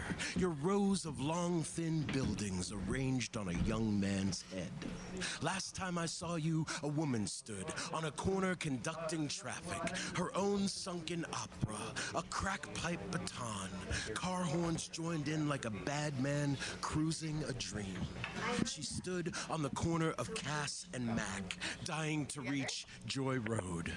The moon left its spotlight on a backdrop of burnt-out buildings. Police tape posed like velvet rope. Do not cross. A picket line of teens careened down Cass past broken glass that spread like urban sprawl, or the Diego Rivera mural painted across the whole damn DIA wall. Another time I saw you steam barreled out of your manhole covers like you were about to explode. A soul imbibed 40 ounces of courage so that it could head back down to the axle plant on Lynch Road or Jefferson Avenue or some other conveyor belt street that had everyone moving in step like a temptation line dance. dance. 22 ounces of sweat and iron hidden in a bathroom stall, away from the plant tours and fat cats, the shop stewards and snitches. I remember you, old friend. I'm in a different city now, but somehow Martin Luther King Street always looks the same. It just doesn't intersect with Rosa Parks, 12th Street, where 67 fires started, named for a woman who chose you beyond a boycott in Montgomery and then rode the front of that big old dog straight on home to you. Detroit, I love you. From your basketball sun that hangs in the sky, then falls only to bounce back up again tomorrow, down to your alligator shoes. I'll kiss you on the river, meet you in the middle of a suitcase and wonder, do you ever think of me this way? Do you even know I've gone? Say my name, Detroit. I pray that you claim me, the small town boy born in New Jersey but made in Detroit. My heart beats like tool and die for you, like horsepower and pistons for you, while mechanized, lumpinized robot zombies haunt Mack Avenue. Here they come, a gang of tank tops and do-rags, marching down to Hastings Street. I never got to know you way back when you wore your onyx necklace like a tire around your neck, but I get to witness the aftermath, dipping your blue-black hands in electronic currents of music and art, the circumference of Outer Drive, Moross and Joy, Paris of the Midwest, they called you. And every time 67 or Halloween came around, you lived up to it. The year I was born, you blew up. I came when I could. I stay even when I go. Chosen heart, adopted town, from Belle Isle to 8 Mile, Chocolate City where the mothership landed. Late night downtown and the peacocks are out on 4th Street, telling stories to street lamps that hover over highways. The moon is a plate full of soul food, Mexican food, pierogies and punchkis, kafta and curry. We mix and separate, mix and separate. Each Prentice stoop is a garage rock chord, strummed and banged like a car mechanic's sledge. A man screams beneath the Ambassador Bridge. Another drums on plastic tubs for tourists. Will work for food is a piece of poetry scribbled on an art house wall. Festival wizards, Saunderson, Atkins, and May, the big three. Detroit, Detroit of three. Black Panthers, White Panthers, and Lions, oh my. The tight boys in rock pants, the hustlers in Palmer Park, the lovers, thugs, and bluesmen with axes sharp enough to chop down another forced overtime shift. Detroit, your beautiful hair-woven women standing next to me on an assembly line, teaching me what perseverance and being a brother is all about. These are the overtime fists clocking. These are the hands that braid hair and lock dread and cook meat that falls right off the bone into fat black pots of collards, working harder and harder and harder still. So step on, Detroit. Dribble and shoot, pass and play, struggle and fight, darken and light, riot and quell, drive and impel. Pick the steel burrs off the cross members at the front of the Jeep Cherokee. Look what we have made you. Steam and steel. Still, that's how hard I love you. So that was David Blair, While I Was Away. So Exile. Oh my God! Curious wants to chime in on that one. Curious, you have some thoughts? I loved that. It was absolutely mesmerizing, and I would love to be able to write like that. No kidding. And speak like that. Mm. Well, he did mention the Lions. He did. Detroit stands for a lot of things, and I think as hard as we're all rooting against the Lions on Sunday, and pretty much every Sunday, we're rooting for the city of Detroit, I think, and it's a lot's happened in Detroit that has happened elsewhere, but not as intensely. And I'm not going to dance around what I mean. I'm talking about white flight, because a lot of people talk about Detroit as being, oh, well, you know, the car industry collapsed, and so it's like this ghost town. But, you know, go out to a former gold mining town out west, and you'll see a proper ghost town. You'll Yeah. see a boom town that truly busted, and there's nobody there. It's gone. The gas stations are closed, or they never opened because gas wasn't even around when there was gold rush time. Okay, go to Detroit, and you will not find it abandoned in the same way because all you need to do. He talked about 8 Mile. He talked about Outer Drive, and then or what I did when I took a bike ride from the city of Detroit to Grosse Pointe. As soon as you cross the municipal boundary, it is not topographical. There is a slight man-made ditch there, a little bit of I wouldn't even call it a canal, just like a ditch basically with some water in it. But you cross that, and all of a sudden, you're in Norman Rockwell, America. Literally around the corner from what's a supposedly abandoned bust town. So the region, and if you look at a map in the 2000 census, when between 2000 and 2010, Detroit famously lost one person every 22 seconds, and they now have 710,000 people, and probably even lower than that now. They used to have 2 million. But it's not like everybody just abandoned southeastern Michigan. Yeah. No, they just went to the suburbs to get away from black people, and even the black people moved away to get away from other black people, to be frank, because not all the suburbs are completely white. But the city was abandoned for a lot of reasons, and it's kind of like the Civil War. You can come up with all kinds of reasons, economic, social, states' rights. You can come up with a million theories. At the end of the day, it was about slavery. To describe it any other way is to be fooling yourself and anyone listening to you. And to describe what happened to Detroit as anything other than white flight and the abandonment of concentrated urban black poverty is to be completely missing the point, in my opinion. I'm not going to jump all over the notion that there isn't a racial component to what happened to Detroit, but I mean, I'll just go back to my all-time favorite show that I referenced on this program numerous occasions, which is Aerial America. The Aerial America of Michigan is it's a beautiful show, as it always is, but the show is actually taking on a political bent as it starts to talk about racism in America and well, it's hard to actually describe the facts on the ground without describing them. No, exactly, and I and it gives it a truth that goes beyond, hey, isn't this cool to look at? When they fly over Detroit, when they finally do get all the way east and start to look at Detroit, the thing that's remarkable is you have to see it from the air when you see the Packard plant. You know, but the Packard plant's abandoned, but the plants in the suburbs aren't. That's my point. Like there's all this talk, and the mayor of Detroit famously brought back one of the Ford cars. They sort of half opened one of the plants again. The Packard plant's totally abandoned. I was there. Right. There's another plant kind of near the Packard plant that's sort of reopened. But all this talk about Detroit coming back, it's the suburbs coming back even to this day. It's downtown and it's the suburbs. The entire city continues to be abandoned. Motown Mansion. I mean, think about it this way. It would be the equivalent of in Milwaukee if the only neighborhood left of any owner-occupied substance was Concordia neighborhood. The stats of their best neighborhoods in terms of owner occupancy and wealth are still looking at 40% vacancy and 20 to 30% owner occupancy. So that's their best neighborhood. They don't have an east side. I mean, where the mansions used to be is now today would be comparable to our Concordia neighborhood, which is a great neighborhood. And frankly, even the worst neighborhoods of Detroit are worth going through. I went through them. You know, the people are doing just fine in the sense that human civilization is going on. People are friendly. I actually get mean mugged in Milwaukee more often than I got mean mugged in Detroit, for what it's worth. But it's abandoned. Money, power, and capital has completely abandoned Detroit. But I mean, I don't know the answer to this question. I don't know the demographics. If you look at Detroit Metro today, how would it compare to the population of Detroit in, say, 1960? It's actually bigger.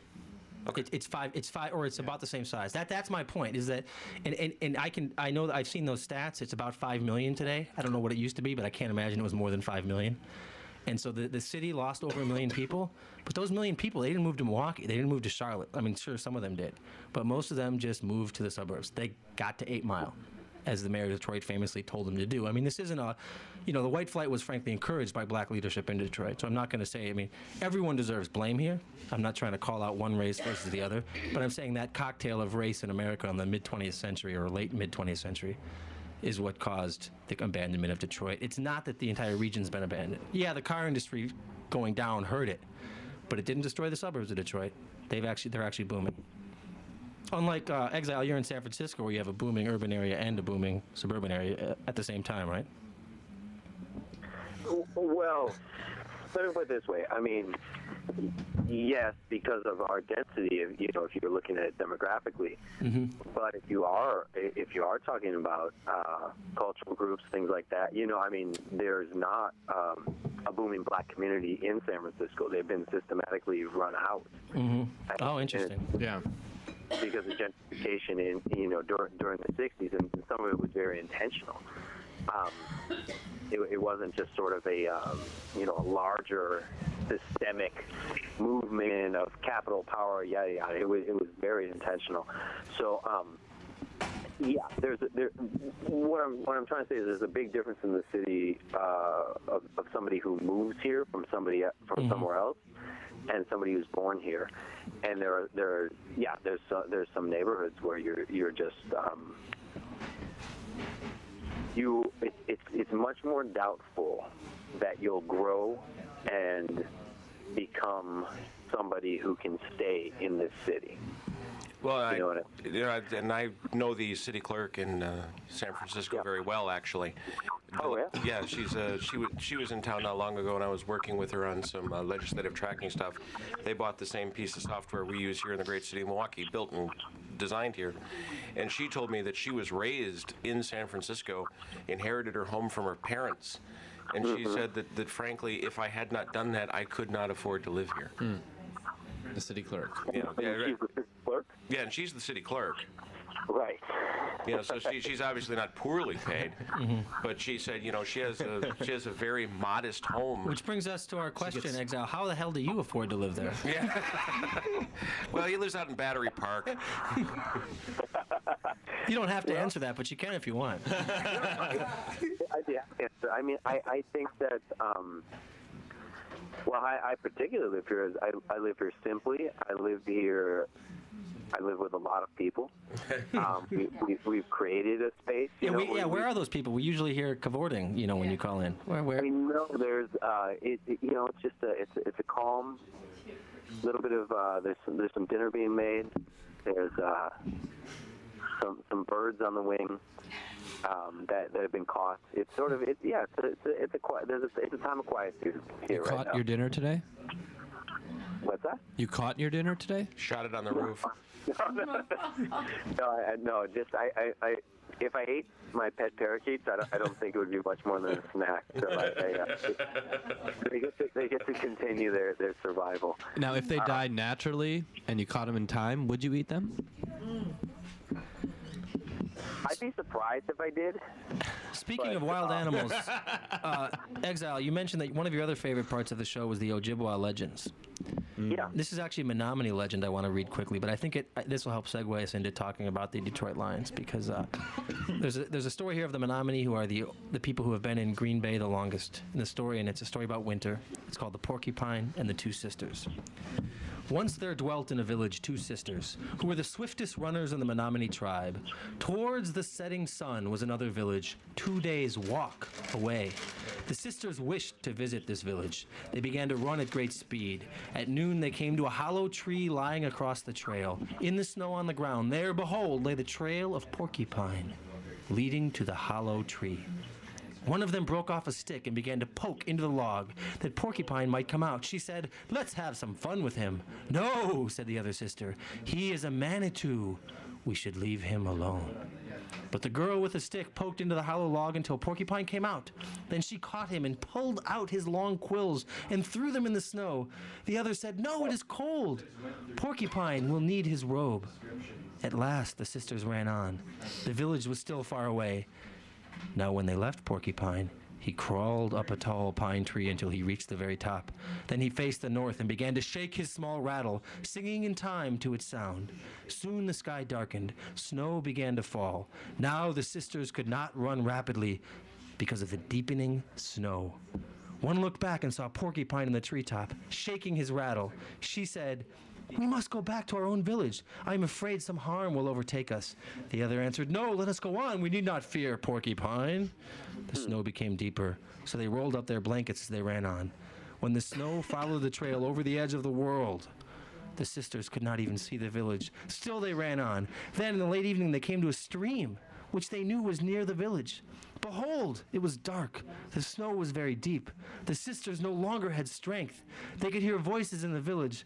They could not call loud enough to be heard. Thus they perished in the snow. One should never harm Porcupine because he is a Manitou. So who do you think I'm thinking is a porcupine? What is the Menominee word for behold? I don't know. There might be footnotes in here. I really want the Menominee word for behold. Exile, you realize that I'm referring to our friends on the same lake, the Michigan Huron Lake, but on the other side of a different lobe of it. I'm tempted to rename them the Detroit Porcupines. Do you see the connection there? The Menominee word for porcupine, but it's lion. Yeah, the Menominee word for porcupine is lion. It's a strange coincidence. Who knew? But I think you all get my point, that this is a team that's tempted to overlook them because they may have crawled into a hollow log and all they can do is cause us trouble. I would still like to poke them with a stick repeatedly and take out their quills. But I don't think we should be gratuitous about it. I think we should respect. Let me say this. Yeah. Let me say this. I think if those sisters had been watching film on the porcupine, I do not think they would have overlooked it. So had they been watching film on the Detroit Porcupines, what would they have concluded? And if the sisters had truly taken stock of their physical situation and realized that they were actually quite injured, I think even more so, they would not overlook. Are you basing? Now you've actually watched their last 6 straight games, Exile. So we're gonna, I'm gonna defer to you as a considerable expert on the Detroit Porcupines and a martyr.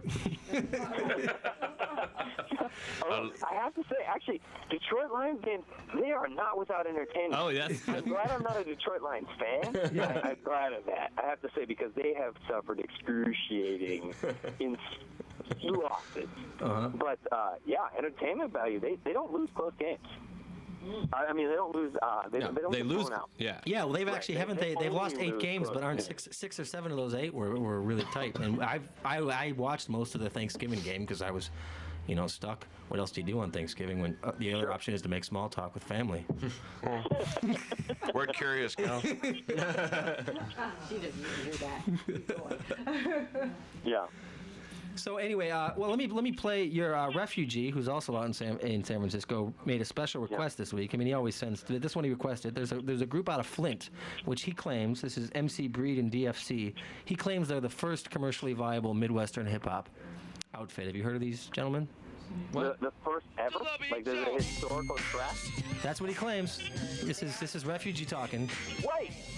Breed came out of Detroit. I didn't even know that until... That's Flint. Flint. I mean, he came out of Flint. I'm sorry. Did I say Detroit? He came out of Flint. Oh so you screamed at me for asking for Iggy Pop last week. A few weeks. Yeah, you screamed in your mind.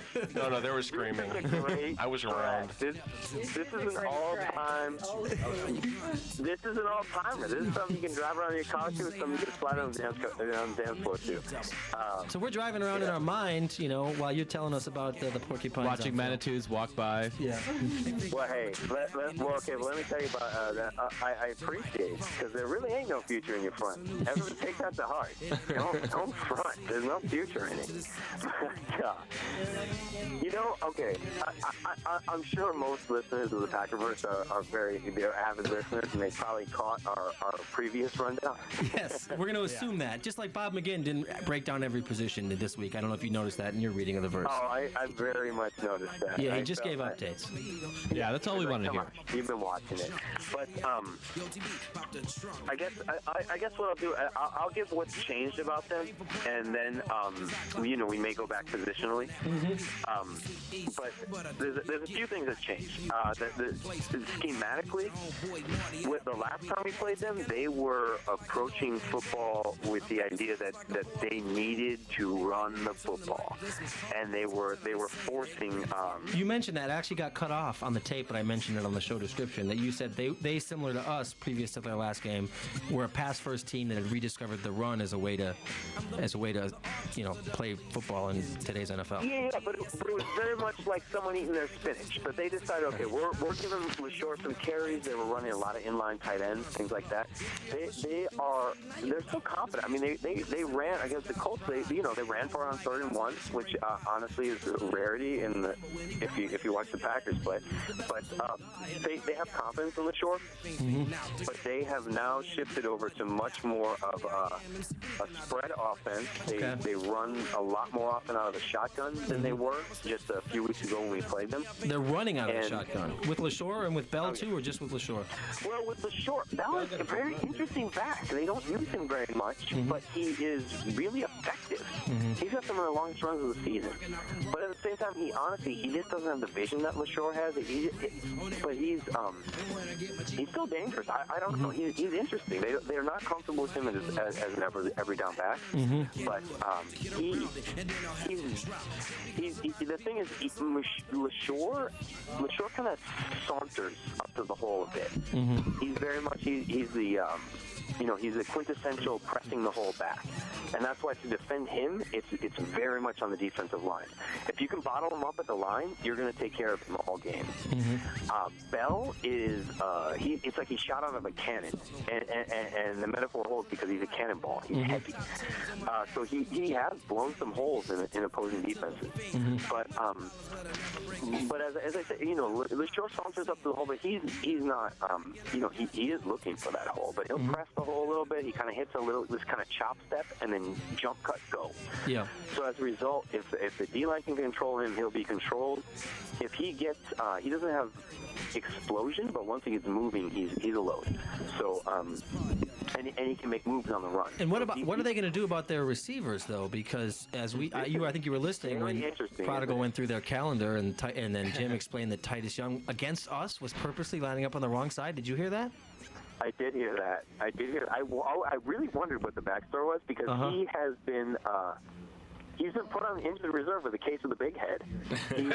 And speaking of, in honor of Titus Young, I'm now playing Slum Village from the album Detroit Deli, which Kanye will be talking about how he wished he had arms long enough to surround all of his ladies in every town in the world.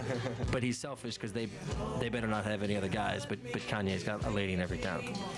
I was wondering about the Titus Young scenario. I was wondering if Schwartz felt like to save his job, he had to show that he could discipline somebody. Yeah. Because Titus Young, he got caught in the offseason. I think he was another... okay, this is telling about the Detroit Lions. It's hard to remember how many people were busted for speeding and marijuana in the offseason. And are still... They're still on that calendar, too. I think Titus Young was one of them. Although... and Aaron Barry. Nick Fairley was cleared of his marijuana possession charge in Mobile, Alabama, this week, and apparently they did not. They were Proposition M. Proposition M. Whether the marijuana cigarettes were his, as they termed it. Although nobody, I have to tell you from personal experience, nobody smokes marijuana cigarettes or joints. But that's just some knowledge for the expanded Packerverse. But at any rate, yeah, I'm glad they didn't bother to go through with the trial because any drug possession is. I'm glad the municipality of Mobile didn't waste any more of its resources. At the same time, 98 is a complete knucklehead. That's Fairley. He's an incredible player on the field, but he hurts them with mental lapse. That's what everybody says about Sue, but it's true of Fairley too? It's more true of Fairley. Okay. Absolutely. I mean, I want to get back to your question, but I guess I'll answer this one. Sue is... okay, Fairley plays within the bounds of football. Sue's mental lapses are stomps to the gut, kung fu kicks to the testicles. Yeah. Fairley's mental lapses are against the Colts. He had it was a 3rd and 1, and he was called for an offside on their final drive against the Colts. Andrew Luck had it was 4th and 2. And Andrew Luck had run for it. He had crossed the first down, so there was no... He was past the first down. They still had a lot of time left. And Sue just inexplicably, he's running up behind him. He could have tackled him, but for some reason, horse collars him. And gave him an extra 15 yards, just because he felt like it. It was just... it wasn't going to save the first down. It was time to just... it was time to exceed the first down and move on to the next set of downs.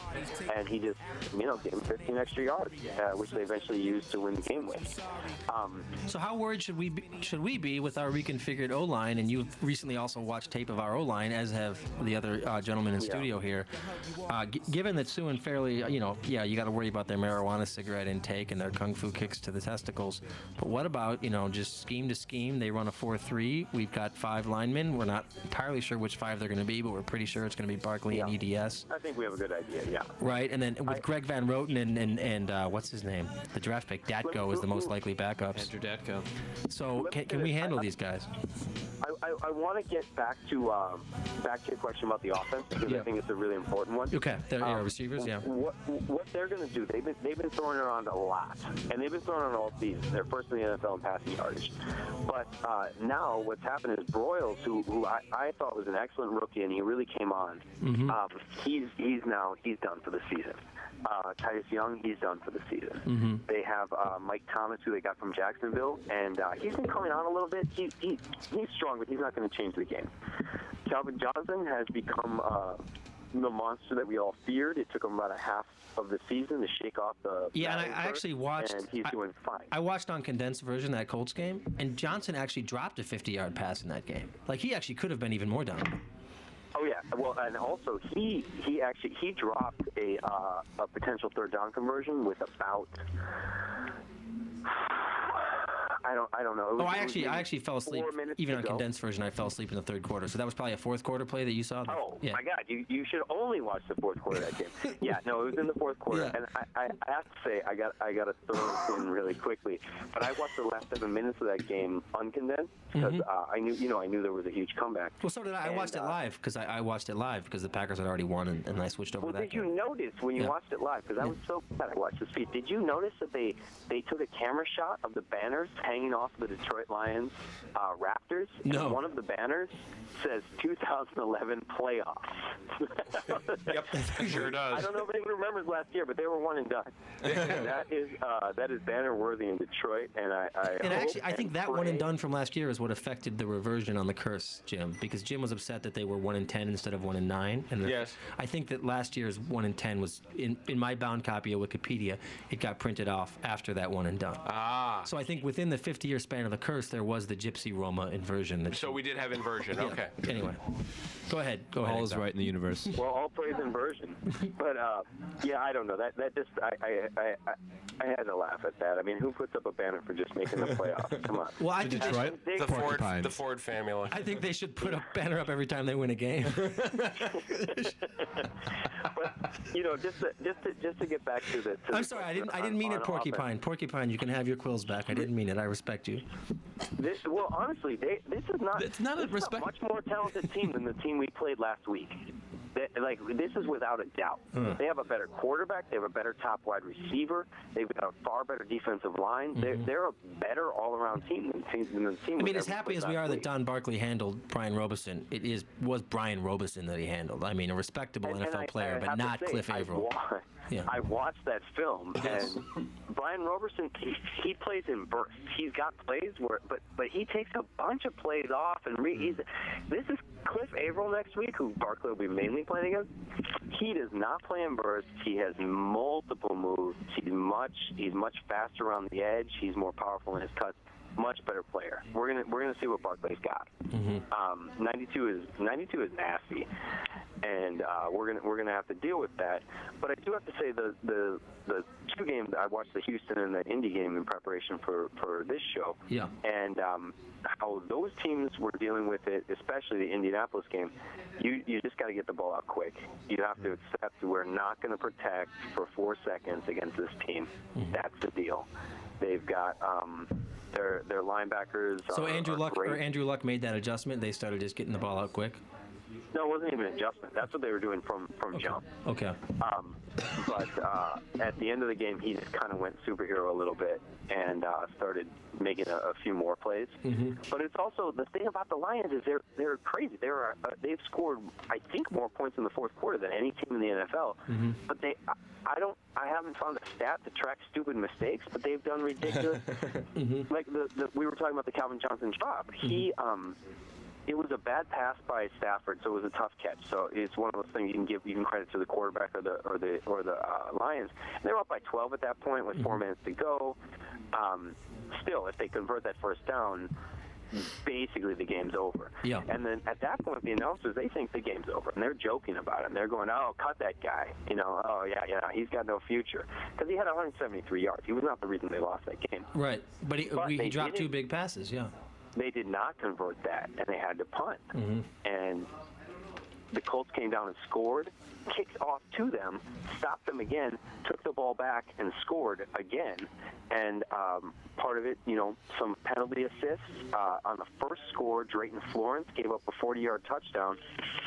There's no excuse for giving up a 40-yard touchdown in the last 3 minutes of the game. Right, when you know that's all they're trying to do is throw over your head. Clearly, they're trying to score a touchdown. And they're down by 12. Yeah. Clearly, they're thinking end zone at this point. Yeah. And it wasn't, it wasn't a pass and run. This was a deep ball. And for some reason, he gambled. Were they in cover 2 against the Colts the whole game? No, not at all. They do play some, but they mix it up a lot.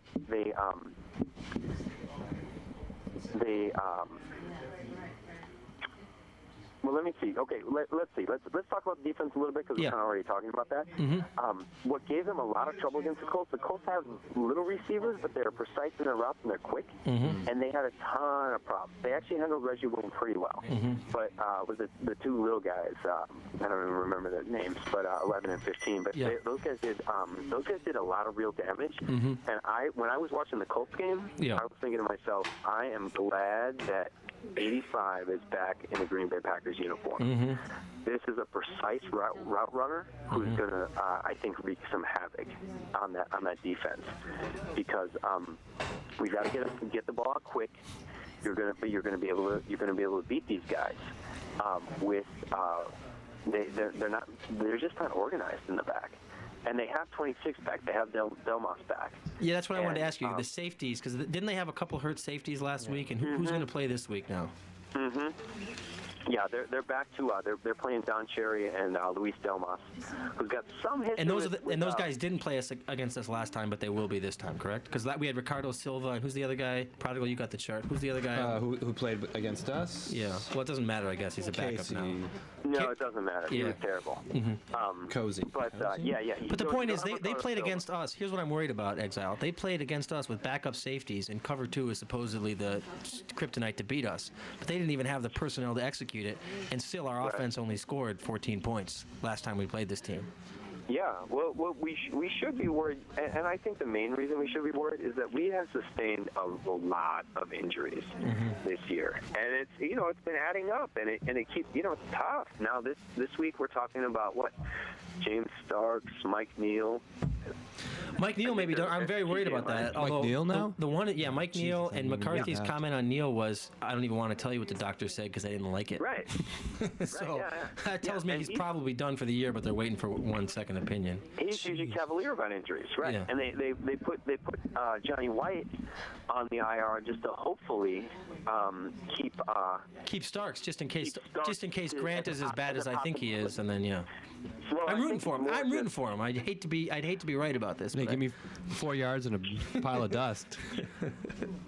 What's your stance on Grant? Do you want him back? Yes, I do want him back because of our situation at running back. Did you want him back last week when you had Starks? No, I didn't want him back. I was not missing him last week, but. Yeah, I mean, bring him back. He knows the system. He's in standing game shape. I am not questioning Sling Blade. At this point, with Starks looking like he might be done, bringing him back was the only option. Unless DeJuan Harris is a secret bullet that we don't know about. But basically, here's my point about Ryan Grant. Like, it didn't just take Starks going down. It didn't just take Benson going down. It took Brandon Sane and James White going down before we were like, when it comes down to DeJuan Harris, our fifth string, not even counting Alex Green, so really our sixth string. Basically, once we got to our sixth string, we were like, all right, call Ryan. Well, wait a minute. Let's not pretend that they would have played James White above Ryan Grant. I think they would have. I think they would have, exactly. No. That's just, they said, okay, we got to get a running back in here, and we want to wait. Oh, I grant you might be right about to that. go down. But I actually was excited about James White. I still am for next year.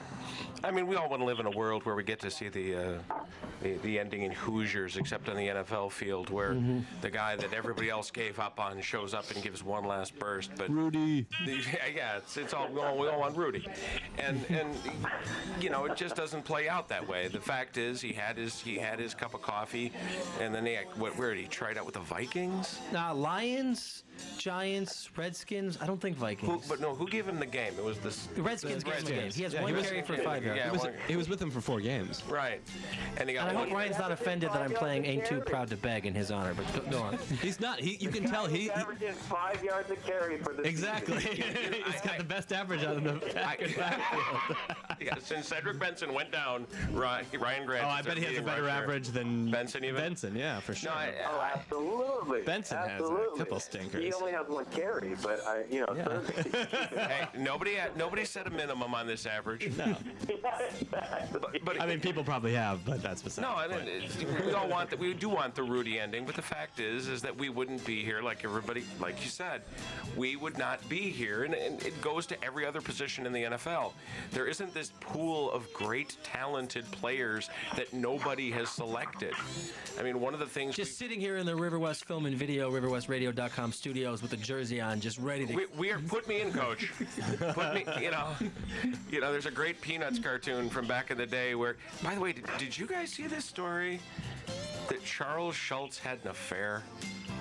For a long-standing affair, and he sent mash notes and love letters to this woman that are going up for auction at Sotheby's, and he actually wrote in the affair to a Peanut strip, where his wife caught him sending. How was he sending them to? Oh, long-distance calls, making long-distance calls to this woman, and he had Snoopy get engaged in an illicit relationship with another beagle.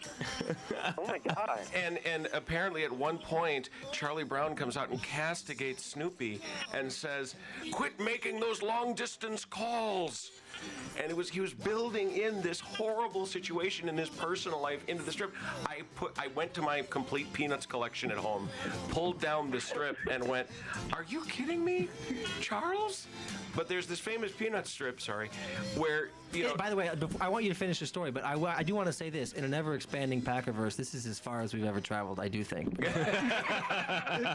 I still don't remember how we got to this, but I do want to hear the end. I'm wandering there because I'll get us back.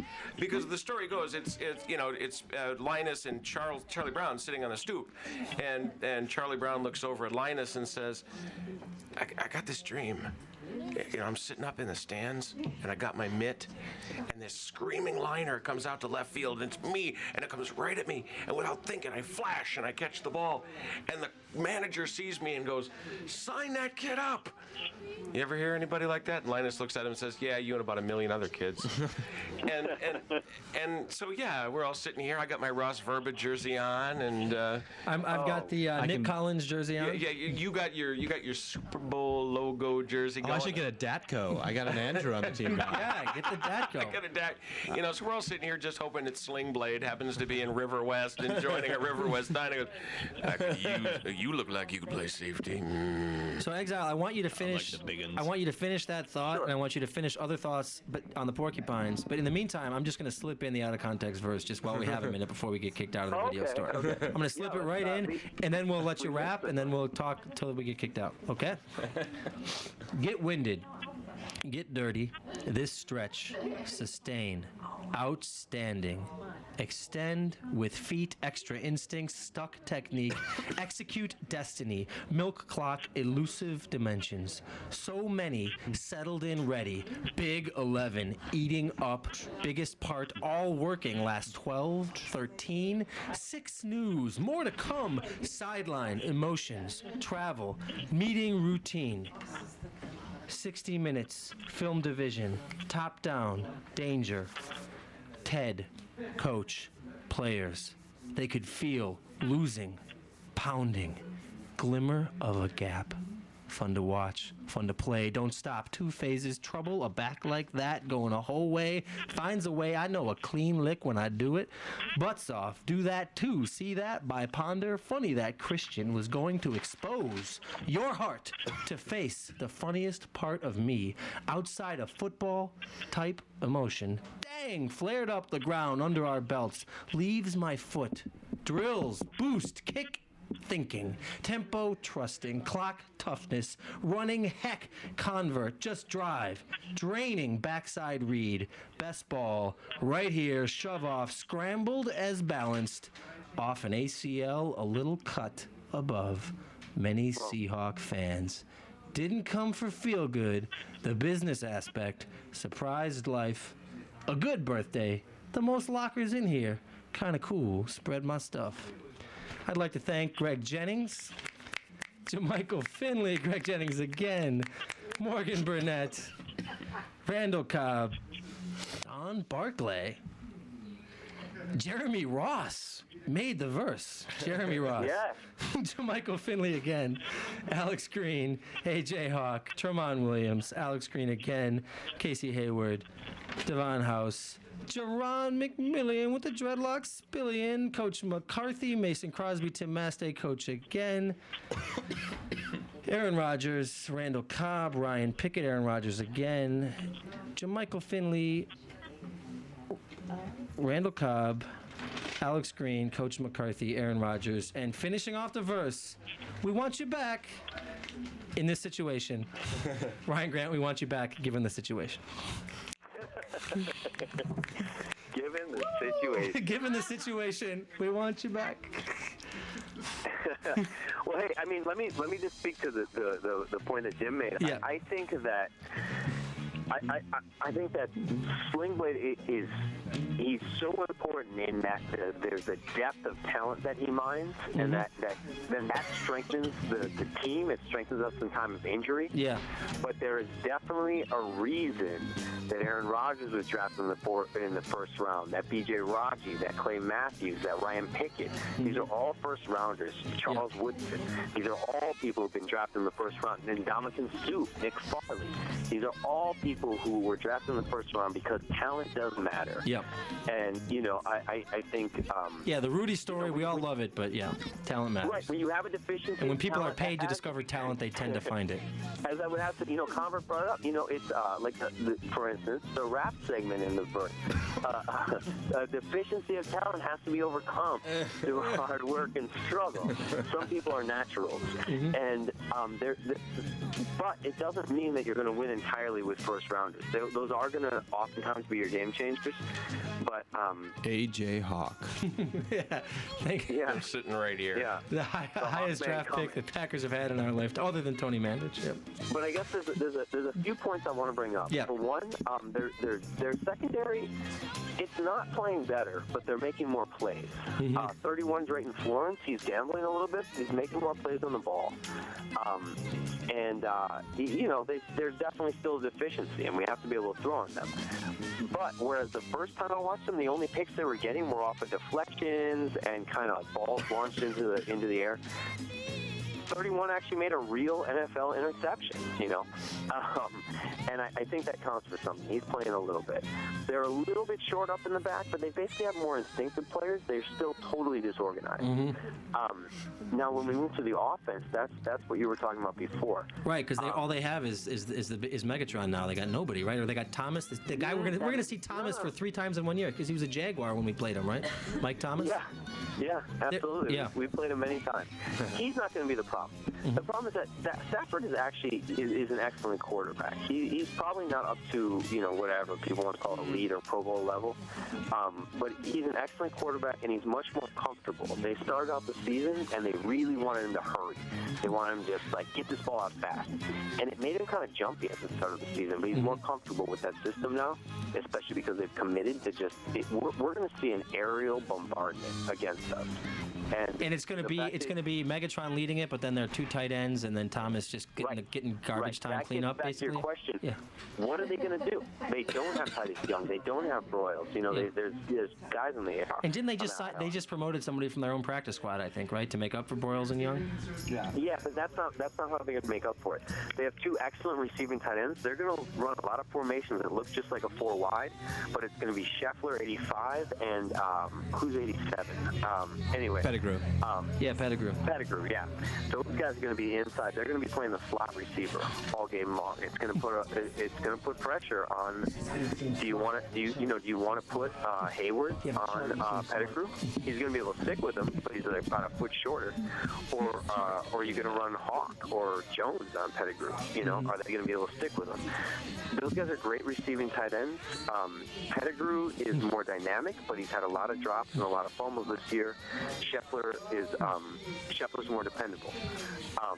But both of them are really dangerous, and they are going to be feeding the ball to Calvin Johnson. Ultimately, I really think that's what it comes down to. It's can we put 2 guys in Calvin Johnson and keep him quiet? And I had huge concerns in the last Lions game. And then that rolled into the Giants game. Tramon Williams, I don't remember if I mentioned it on the verse or not. I know I mentioned it offline to Jim and others. Tramon Williams, for the last week not so much, but for the 2 weeks before last week, Tramon just looked injured or lazy or something. He wasn't really playing. Did you see that too on film? Yeah. He's not playing badly, I don't think, but he's not. I think he playing with was the against. Well, he was in the and first half against the Lions. I think he kind of sorted himself out in the second half. But first half, there were a couple inexplicable plays, which maybe they were just confusions in the schemes or the calls. And then there's that famous play on the screen against the Giants where he ran into a blocker instead of the guy with the ball. I mean, that got a lot of publicity, but I saw it even on other plays. Yeah. Well, and also the play last week. I mean, he had a shot at Peterson and he went to take on a blocker. It was ridiculous. Yeah. He tried to do sort of like a that's the play. I think it was against Peterson. It wasn't 2 weeks ago. It was last week. Yeah. Well, and the Giants. Both games. Yeah. Definitely against the Giants. But I'm not as interested with his run support. I think it's important. Well, that's not why we pay him. He's our number 1 corner. Yeah. And he shouldn't be left alone, Calvin Johnson, but he's got to do the yeoman's work on him. And I also, I think it should basically be Burnett and Hayward. And 38 should just be bracketing him. Oh, on the. Yeah. Oh, you're so. Yeah, that's who you're going to want to take on 81 with. Just bracket him. But what do you do if you run him out of the slot? Which they do. And that's the trouble. I mean, you're going to tell me you're going to put Frank Zombo on him? No. The answer is no. You may want to, because of the rapidity of how fast they get off and our defensive injuries, maybe chuck them at the line, do whatever. Because I personally don't think that they can beat us with Mike Thomas, Pettigrew, and Scheffler, And that's what they're and whoever they just called up from the practice squad, because that'll be their other option. Yeah, but I mean that guy's just going to be a guy. But can we cover Calvin Johnson in the slot? To Jim's question, because what does that mean? Casey Hayward's on him, and who does he pass him off to when he runs across? Well, the safeties have to watch him from then, and then that's MD Jennings. Not so well, much. I don't know. I mean, they do play him all over the formation. They play him outside a lot though too. And the Colts were giving him a ton of room, and they were just doing this quick release all game long. They were just giving him 7 yards, but he still beat him deep. So I think, honestly, I'm not terribly worried about Hayward dealing with Calvin Johnson. Not for the entirety of a pass route, but in a short area. Yeah. I think he's going to give him some problems. I want to hold the guy, in the 100-yard range.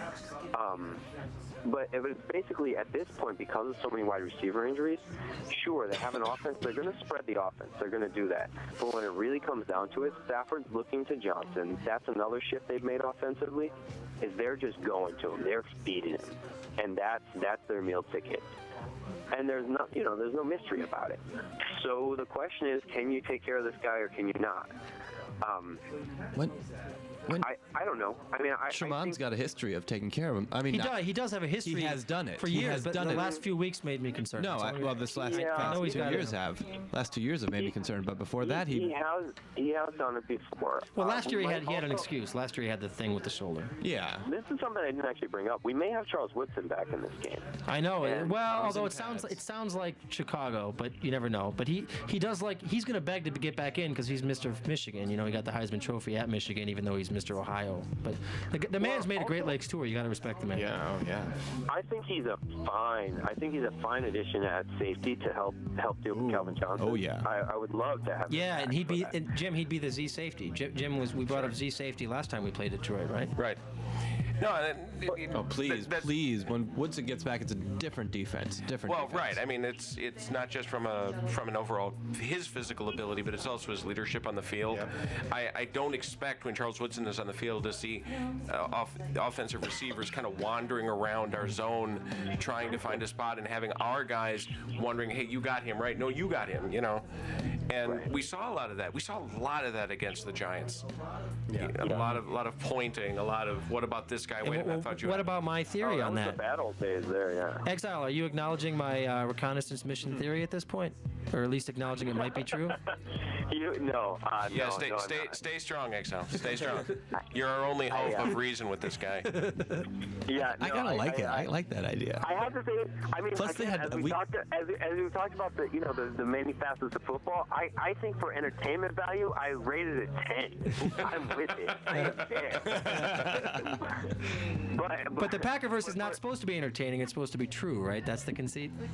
I don't know. Maybe we're trying. I don't want to divorce the two. No, Come on. I think the truth can have the flowery scent of entertainment, and I don't think I thought that was like an old West whorehouse. Yeah, thank you. That's exactly where I was headed. Is that the sweets? Is that the rich scent of perfume and regret?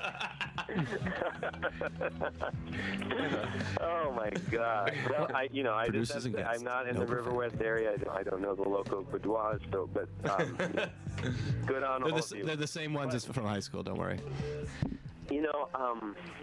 I guess we're as far as the summary of do you want to do your summary? Do you want to do your summary as a rap, or do you want to do a summary and then a rap? No, let's just do a quick summary. Okay. I think this is a really dangerous game, and I think it's because we're gonna have a very hard time bringing pressure, and they are not, and we're gonna have to deal with that. But I do think that between 88, 18, and 85, I think we have some weapons that are really going to hurt them, and we're going to have to use them. I also think you're going to be able to test your theory of Alex Green being the better back to use against them. Mm-hmm. And I did I predict that? Was that the last Lions game when I made that bold and unemphatically inaccurate prediction? I mean, emphatically inaccurate, unemphatically not. Yeah. Your prediction was never tested. That's sort of the key to this. And I do because he didn't get a chance. Yeah. They come upfield and they have problems keeping their gaps, and that to me is a team that's susceptible to the draw. Yeah. And I think that Alex Green is a great draw runner. Mm-hmm. I don't think they're incredibly susceptible to the screen because their linebackers do react and pursue pretty well. Mm-hmm. But of course, any team that's all in on a blitz is susceptible to a screen. But I think for the most part, yeah, it's going to be a rapid fire pass offense. Mm-hmm. I think that Alex Green could really do. I was going to say damage, but I would maybe go with balance.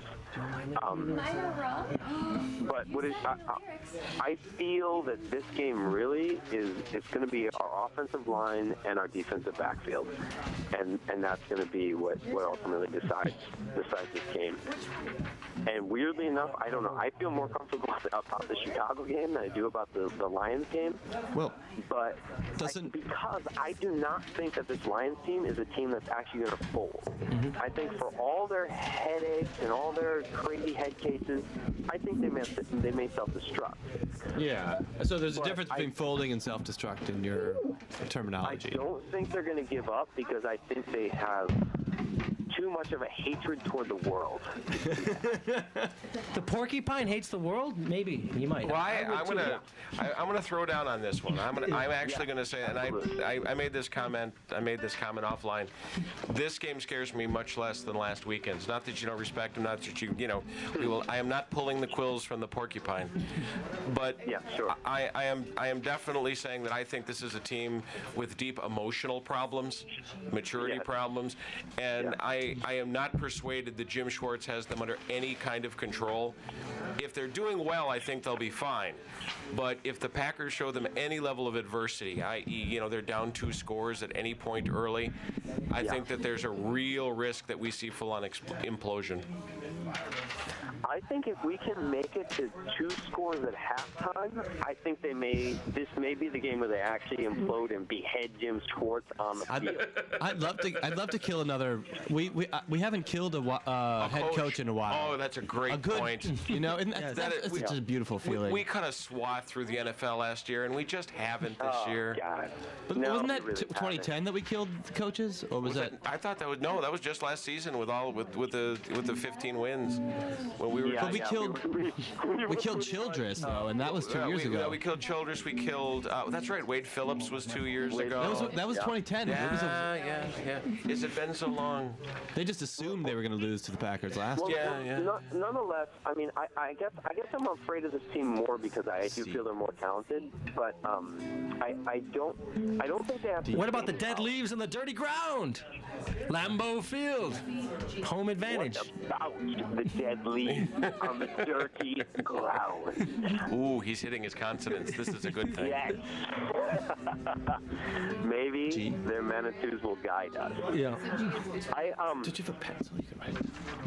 It's a hard game to call because Detroit is an incredibly hard team to read. But as many losses as they've had, they have collapsed, and even the last game that we played against them, you can't feel. At the end of the day, we're gonna. At the end of the day, even Matt Flynn beat him last year. Watch that Randall Cobb catch, and say to yourself, do I feel like that would happen 9 out of 10 times?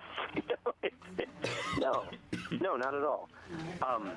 But we are better than them if our offensive line can. They don't really have to protect. They have to keep some running lanes open for Aaron, and our guys have to win their one-on-one matchups.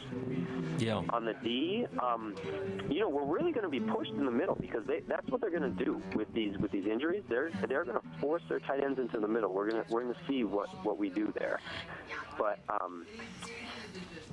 Stafford's a good quarterback, but he still is a little bit jumpy.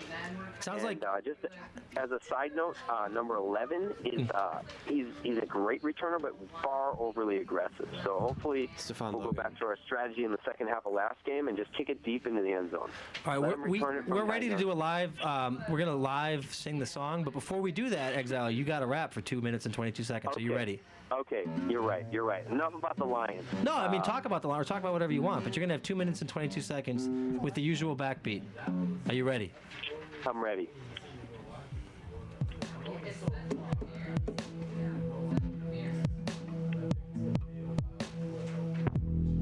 Oh. Okay, all right. Exile in your area, kill it like malaria, real slow.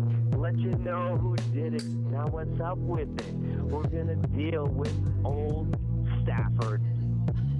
He's all fake, like Old Trafford. Yeah. Like Manchester United, but we're Barcelona, we're owning ya. Let you know who's. I'm gonna censor that because I think it's not quite late night. I just gotta say, on the packerverse, hey McMillian, the dress ain't spillion. Got the dreadlocks up, tighten up so they can read the name. That's cool. Let us see the hair. Show good pay. Oh man, because he tied it up. Must have been listening to the packerverse. Must have kind of wisened up. Let people know all they can see is a 22. So what you gonna do?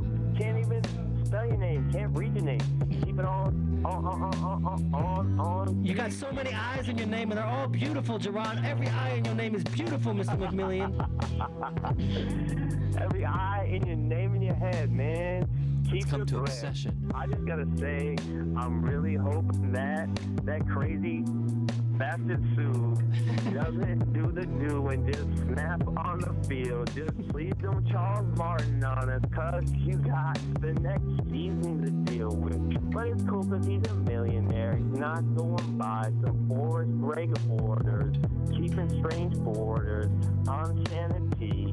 But I just gotta say one thing I love about the NFL. All the lovers, all the haters, but you're all gladiators.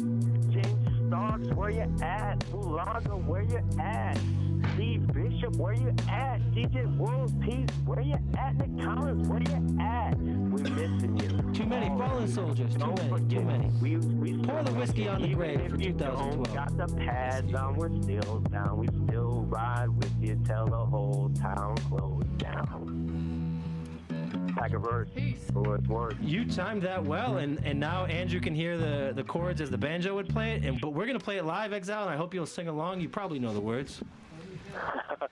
I think I got an idea. All right, Prodigal, you tell us when to start singing. You started on the end.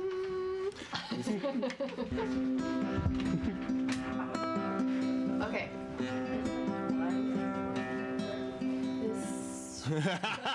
I don't think that's the right. Are you ready, Exile? We just were checking. Are you ready? Absolutely. Okay, Exile's ready. We can actually go now. Okay, let's go. This land is your land. This land is my land.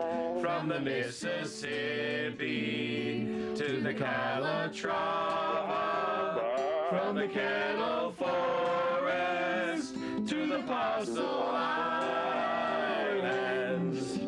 This land was made for you and me. This land is your land. I think that's right. This land is my land. From Miller Park to Lambeau Fields, from the paper mill town to the Kickapoo. This land was made for me and you. This land is your land. This land is my land. From the grain exchange to the railroad junction, from the iron ore docks to the port of Milwaukee. This land was made for you and me. This land is your land. This land is my land.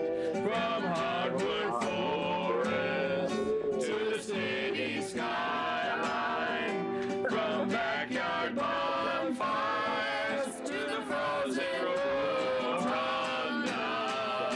Yes,